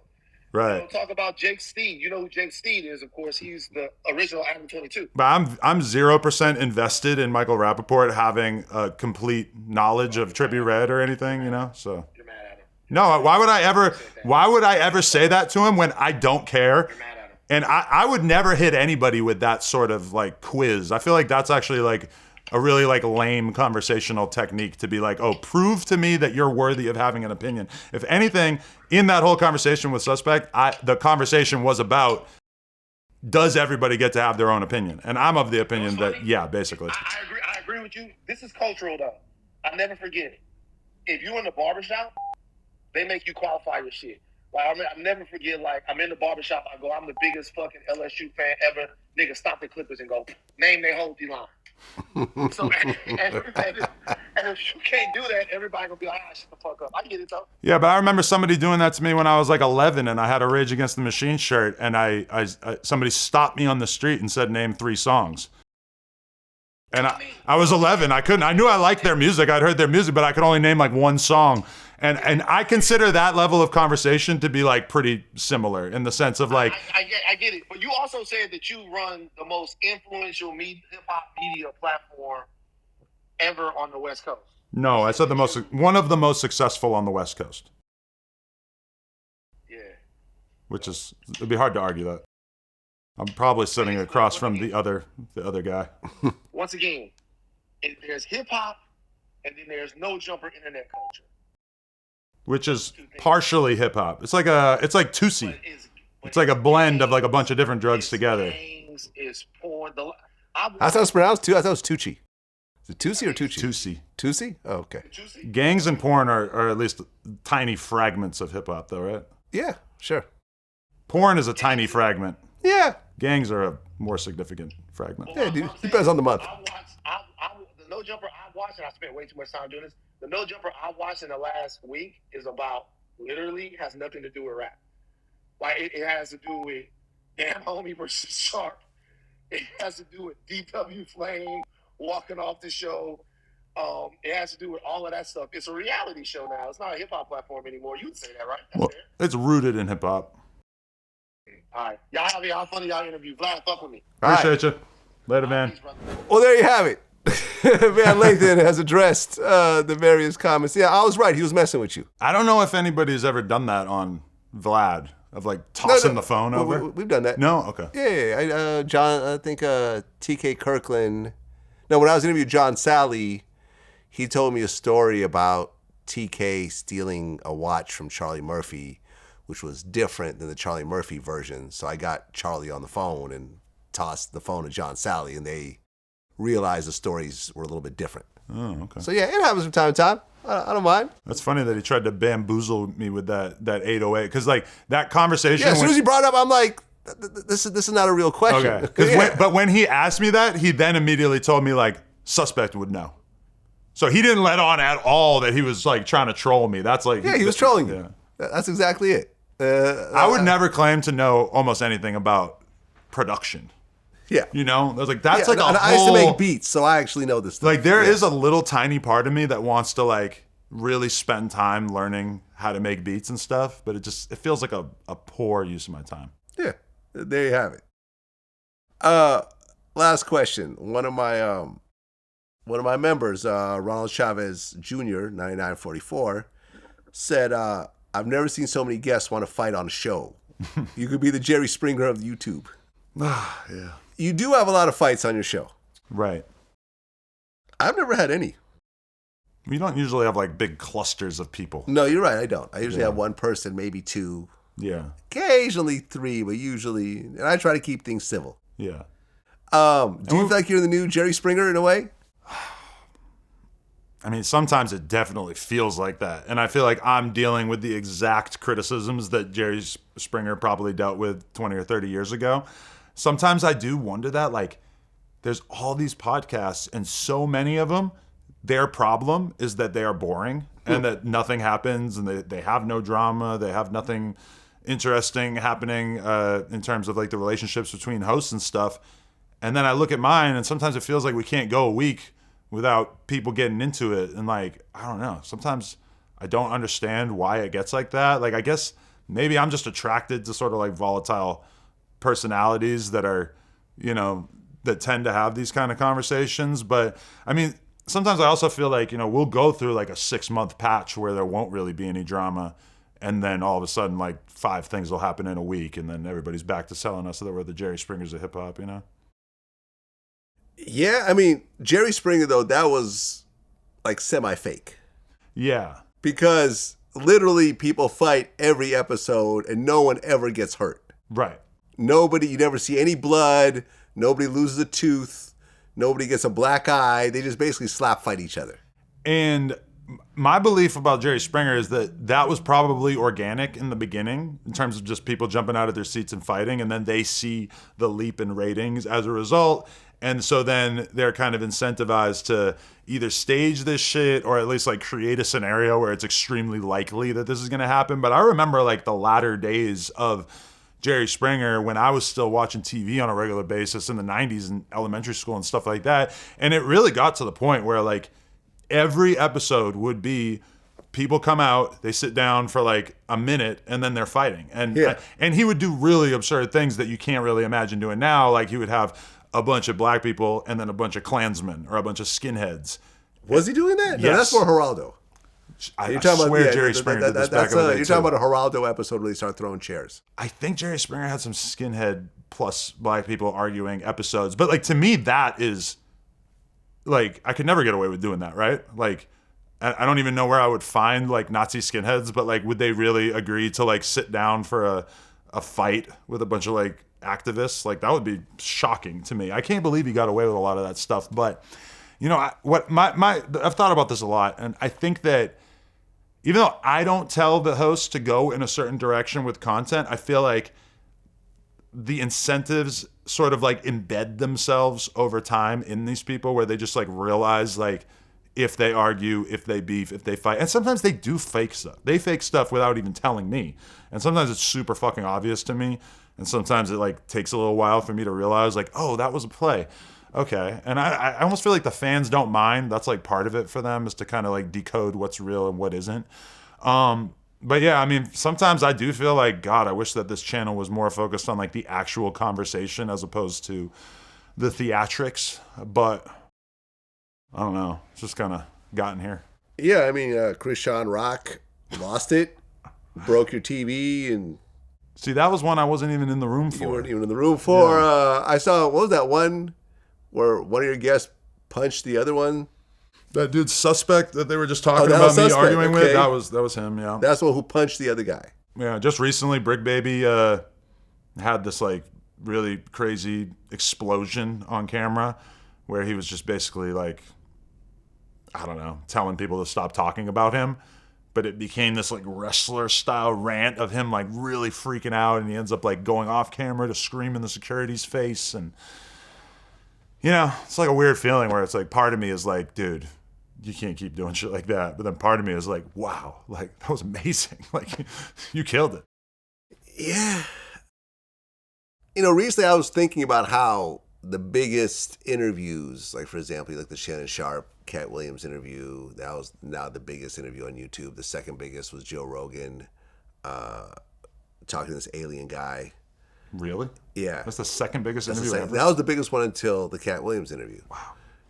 You know, and I had Dr. Stephen Greer do a couple interviews. They've all done huge numbers. And it's like you start to realize that the conspiracy stuff, the stuff that's probably just a complete lie, but you can't quite prove it's a lie, that's the stuff that does the best. And I've spent most of my career focusing on the truth and focusing on factual things and not really creating fake beef or fake situations and stuff like that. This is why kind of with the China Mac thing, I was sort of thrown off for that whole prank that he did, because I'm like, this is not what I do. You know, like I can imagine if I was just a prankster, like, oh, okay, prank on me. No, I don't do pranks. I've never pranked anybody, actually. And you start to realize, though, that like the fake stuff just does so much better, but there's also repercussions for it. So it's a balancing act. I've always just chosen to kind of stay away from it, because it's like, yeah, it could potentially blow up or whatever, but I'm thinking long term. And, you know, what if someone gets shot? What if someone gets stabbed? What if someone gets beat up and sues me? Well, that's why we might be one of the only podcasts that like the security guard is going to search you for guns on the way in, and then, you know, in some cases like hold it for you, or right. Like, you know, well, I brought guns in on my interviews. Well, you used to have security with you, but, right? Exactly. Yeah, but remember, he wouldn't let me in. Yeah, and I'm like, well, I'm not coming in. So, well, that is a weird moment with the security too. Like the other day, I had to tell him to stop touching Lamar Odom's balls. Like he's all in there, like searching him, like as if this. And I'm like, he's cool. Like I'm like, this is probably like the least likely to be carrying a gun person that we're gonna have a conversation with this week, you know. And he has security with him, so it's like, oh, he had security with him? I think so. Oh, okay. I think I don't remember actually. I guess I can't imagine Lamar Odom having security. He's so big on his own that like who's really going to try to run up on Lamar Odom? He's right? kind of a gentle giant type guy too. Well, He's this like is definitely not your impression of him, I guess, but from my perspective, yeah. Lamar Odom. I was watching the Freaknik documentary the other day with my girl, and I pointed to Mark Lamont Hill, and I was like, Vlad hates this guy. And Mark LaFlop Hill. I don't even know anything about him besides that you hate him. It's not that I didn't hate him. I had him on my show, and then after he talked shit about you, he just continued to talk shit about me over and over again, especially like with fake narratives and like, oh, I get people locked up and all types of bullshit. So yeah, me and Ack kind of went in on him. I call him Mark LaFlop Hill because he's flopped on every platform he's ever been on. Maybe he'll diss me, and then I can learn about him so I can hate him, because I don't know anything about him right now. Yeah. He's lame. He's absolutely lame. Everything he's ever done has always flopped. You know, and he keeps getting chances on these various platforms that he does absolutely nothing on. And and I guess he tried to get a few minutes of fame off of my name. But I responded eventually. Yeah, fuck that guy. That's what it is. Adam22, man, always a pleasure when whenever you come in. Congratulations on continuing your success. And you've, I've always liked the way that you've leaned into who it is that you actually are. You could have gone a lot of different directions. You could have followed a lot of different people, but I feel like what you do is uniquely you. And like I said, when I look through your guests, it's a bunch of people that I'm not familiar with, but that's cool. It's not an insult. It's like, okay, like he's going into a direction that other people are ignoring, and every so often he catches these superstars crazy early, like XXXTentacion, King Von, Tekashi 6ix9ine. Who else?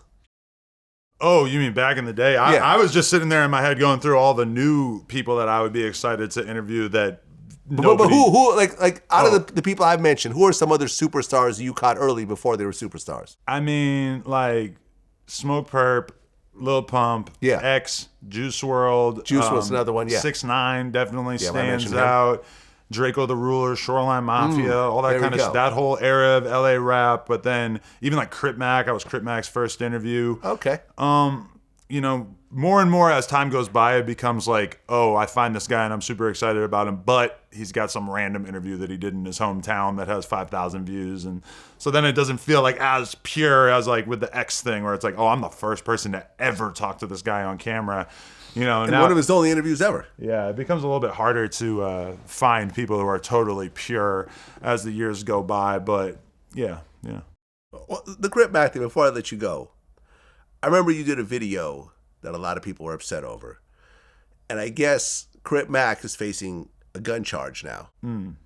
And you said you were too busy to speak on his behalf. So China Mac is a bitch. Number one, let's just get that out of the way. And he tried to basically like set me up by asking me to go to the court the next day to speak on Crip Mac's behalf. Now, my schedule is set up much like yours is set up, where every day for this week, next week, the week after that, realistically, I'm booked out like 3-4 weeks in the future at all times. So tomorrow, I have to do multiple interviews, and a lot of these are people that we flew out, or at the very least who flew themselves out, and this is, why they're in town.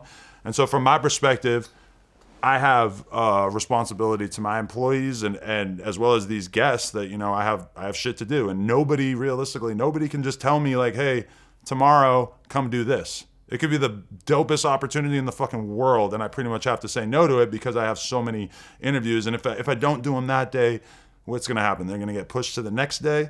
So I'm going to have to I'll probably have to help out with hotels and whatever. I'm going to have to fucking help people to extend their flights, whatever. So like China Mac telling me to go do that on one day's notice is ridiculous. Like nobody can tell a successful person that they need to like completely uproot their entire schedule. So I just thought that was total bullshit that he tried to like paint that narrative. But then it really came around when Crip Mac said one thing about China Mac from behind bars. And keep in mind, this is China Mac just did a documentary or like a big YouTube video where he was saying that he was going to leave the country if Crip Mac actually got like 5 to 10 years in prison, right? He said he was going to leave the country. He was going to move to China or Canada. I don't know what it was. That's how committed China Mac was claiming that he was to Crip Mac. Crip Mac called somebody from jail and basically said something about how China Mac needs to stop running his mouth about the Mexicans or some shit like that. Boom, done. China Mac's gone. Left his career immediately. So this is the same guy who like 3 weeks prior was trying to paint this narrative of me that I was such a bad friend. Left his career, what does that mean? He was managing him and working together and stuff. But then as soon as Crip Mac was locked up and wasn't able to be a source of profits for China Mac left and hasn't had anything to do with him since. Meanwhile, I'm the one who's actually put money on his books, who talks to him on the phone, puts it on the YouTube channel, still stay in touch with him, still talk to Lupe and the other people on his team and shit like this. So it's like, it was an example of China Mac trying to make me look like a bad friend and look like I was fake when really like those descriptions apply to no one better than it applies to China Mac. So that was kind of shocking to me because, China Mac is somebody who he has no motion on his own. Like he has to exclusively rely on other people. And like all the time I do interviews with people and they'll just mention at some point, like, yeah, that guy China Mac tried to manage me.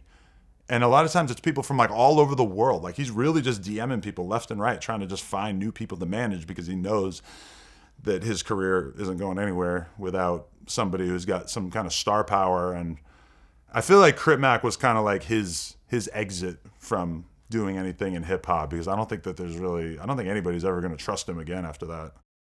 Well, Crip Mac is still locked up. Crip Mac he pled guilty. He's awaiting sentencing on federal gun charges. How long is he facing?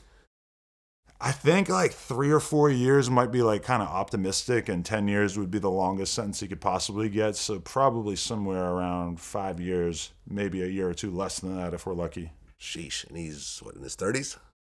I don't even think he's 30 yet. He might be like 28 or 29. He might be 30. I'm not sure. Sad situation, man. No, definitely. Sad situation. And, yeah, listen, I've spoken about my situation with China Mac. I don't have anything against him. My whole thing was the prank he pulled by having someone around say they had a gun was not something that sat right on me. Right. You could prank someone, but if you're talking about guns are in the vicinity, a gun could go off, I can get killed, I can get shot. Like, it's not funny. He's not the sharpest tool in the shed. Well, he admitted to me, he apologized to me. He said, something, I didn't think it out all the way through. The problem was this was done on live. So there was no, like, I'm stuck in this situation, not, because, listen, we do interviews and I tell people to cut out certain parts. People ask me to cut out certain parts. That could happen. When it's on live, you don't know what the hell's going to happen. I didn't know how it's going to react. You're talking about, you got a guy yelling at each other, talking about, I'm going to go get my gun. And it was like, okay, and his comparison was, well, Vlad puts people in uncomfortable situations. There are some titles that kind of, put me in uncomfortable situations. So I want to put him in similar things. And it's like, well, that's a little different. I'm going to get revenge on you. Yeah, I'm like, it's a little bit different saying you had a problem with the title, which you could have called me and asked me to change. But I do have to give it to China Mac that I do think that like his role in the culture is kind of important, because there is a stereotype about Asian people that they're all just like really, really smart. And I think that his existence is like a pretty good argument against that stereotype. So I think China Mac is smart. I'm not sitting here like I've never said anything negative about China Mac. I just told him I don't have him on my platform because of a specific situation. I tried him out as a No Jumper host. Oh, how did that work out? I ended up feeling like he has the communicative skills of somebody who was hit in the head with a brick earlier that day. Like he just really, I actually think he might be retarded. I don't get that impression. Or at least it's like very low IQ. Like I've hung out with him. I'm not. He's tried to be a media personality for years, and he is so fucking dumb. I am not bashing you on this. He is so dumb. Like he is real. Like I please go watch the No Jumper Show episode with China Mac on it, and just tell me what you think of him as a podcaster. Well, everyone got their own role. Everyone got their own path. I was the first person to put him on. I know. And he's acknowledging that. He's always acknowledged that. I think he's got some interesting stories. He's got an interesting personality. Sometimes people, they make decisions that they don't think all the way through. Right. And I think that happened with us. I would say his whole career kind of falls under that description. So Crip Mac has a fake dad. Yeah. Which I guess according to 1090 Jake is like a cooperator or something like that. And something happened on your show? So I had a King Yella interview a couple weeks ago, maybe a week ago, and yeah, I flew him in for that. Oh, really? I think he piggybacked off of the interview that I did with him, which is Smart cool. I don't mind. Real Chicago shit. I'm like coming out of my office to go to the bathroom before I interview King Yella, and I glance out the corner of my eye and I just see this dude and I know who it is. I know it's Crip Mac's fake dad, who's this guy who's basically like been pretending to be Crip Mac's dad because they kind of look similar. And he's just been like doing this whole clout wave. And part of the problem was that on the other end of the studio, we had Spider Loke and Munchie B. Now, Spider Loke, I know this to be a fact about Spider Loke. he takes his crippin' very, very seriously. And even aside from the fact that I don't have any respect for this guy and I don't want to be platforming somebody who basically is only known for, pretending to be the dad of somebody that I'm cool with. So I didn't really want him around in the first place, but then I immediately started having visions of what Spider-Loc encountering Crip Mac's fake dad might have been like. So I told the security, get that guy out of here. And so then he afterwards, like, he got in his car and he left, and Spider-Loc gave a whole critique of the car that he was driving, I guess, because like he's, I guess, previously said that he was rich, and I guess that the car that he was driving was not congruent with being rich in Spider-Loc's opinion. But yeah, that was kind of it. He went on his way, but then he posted up the photos of him in there so that he could kind of get the point across of like, look, I'm a G. I pulled up to the No Jumper studio even though he was removed, within like 5 or 10 minutes of him getting there.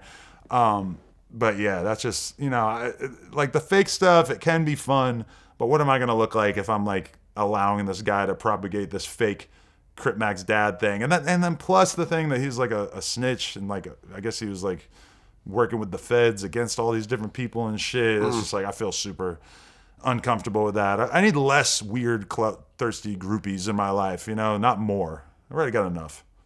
Yeah, I mean,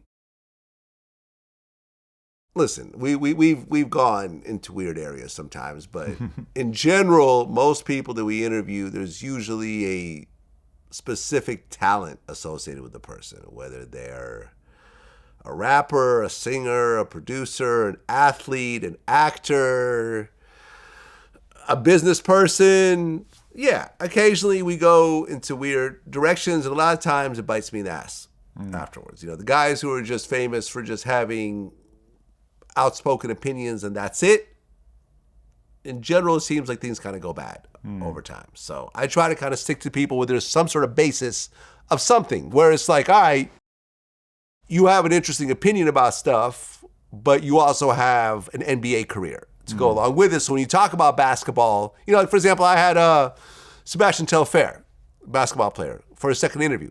And it's like, when I asked him about Bronny James going to the NBA, he gave us, a surgical breakdown of why he could do it, which, went over my head to a certain degree. Oh yeah, when he does with his left hand, goes to his right hand. It's like, I don't know this stuff, but clearly he does. Right. So it's like, along with a crazy, outspoken, view on things, he could always go back to his real basketball precision and break things down on an expert level.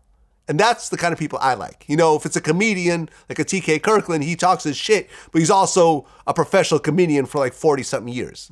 So that's the people I like. Yeah, and I mean, I'm not saying that I'm above interviewing a random gang member, because like the Crip Mac thing, like I just discovered this unbelievable talent accidentally based on just seeing like a 15-second clip of him on Instagram, And so I definitely don't want to like be so selective with our guests that I wouldn't be able to have a random guest like him come on, But, if you're like basically just famous for snitching / lying about Crip Mac and pretending to be his dad, it's like, I feel like everybody in this space should probably hold themselves to a little higher standard than that. Like, that's got to be the lowest possible thing that you could do, I guess. Yeah, I think they offered me an interview with him and I passed.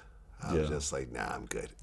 Being someone's fake dad. He probably got turned down by like everybody who fucking has I saw a few interviews of him, scattered around the internet, a few YouTube channels here and there. I mean, listen, get in how you get, get in where you fit in. I'm not mad at anyone who's figured out a way to break the code and have some level of career, however it is, whether you're interviewing, whether you're just going viral, whatever.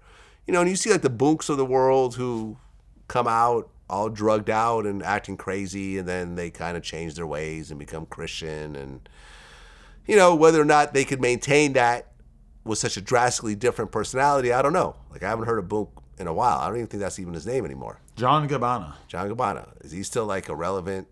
The last time I seen him in real life was when he boxed Supreme Patty in probably 2021. I went to that. I commentated that 3 years ago. Yeah. Did he win? He did. He whooped the shit out of Supreme Patty. Yeah. So, hey, man, listen. That was not a fair fight. Not a fair fight. I think Supreme Patty was one of the dudes that canceled on me last minute too. Really? See, Yeah. he's somebody that right now is probably like, fuck, I probably should Right, because he can't get on here anymore. Nah. There's no invite for Supreme Patty on VladTV anymore. He got to win some more fights. Yeah. You gotta do something. Yeah. That's what it is. Adam22, always a pleasure. Until next time. Shout out Vlad. Appreciate you, man. Peace.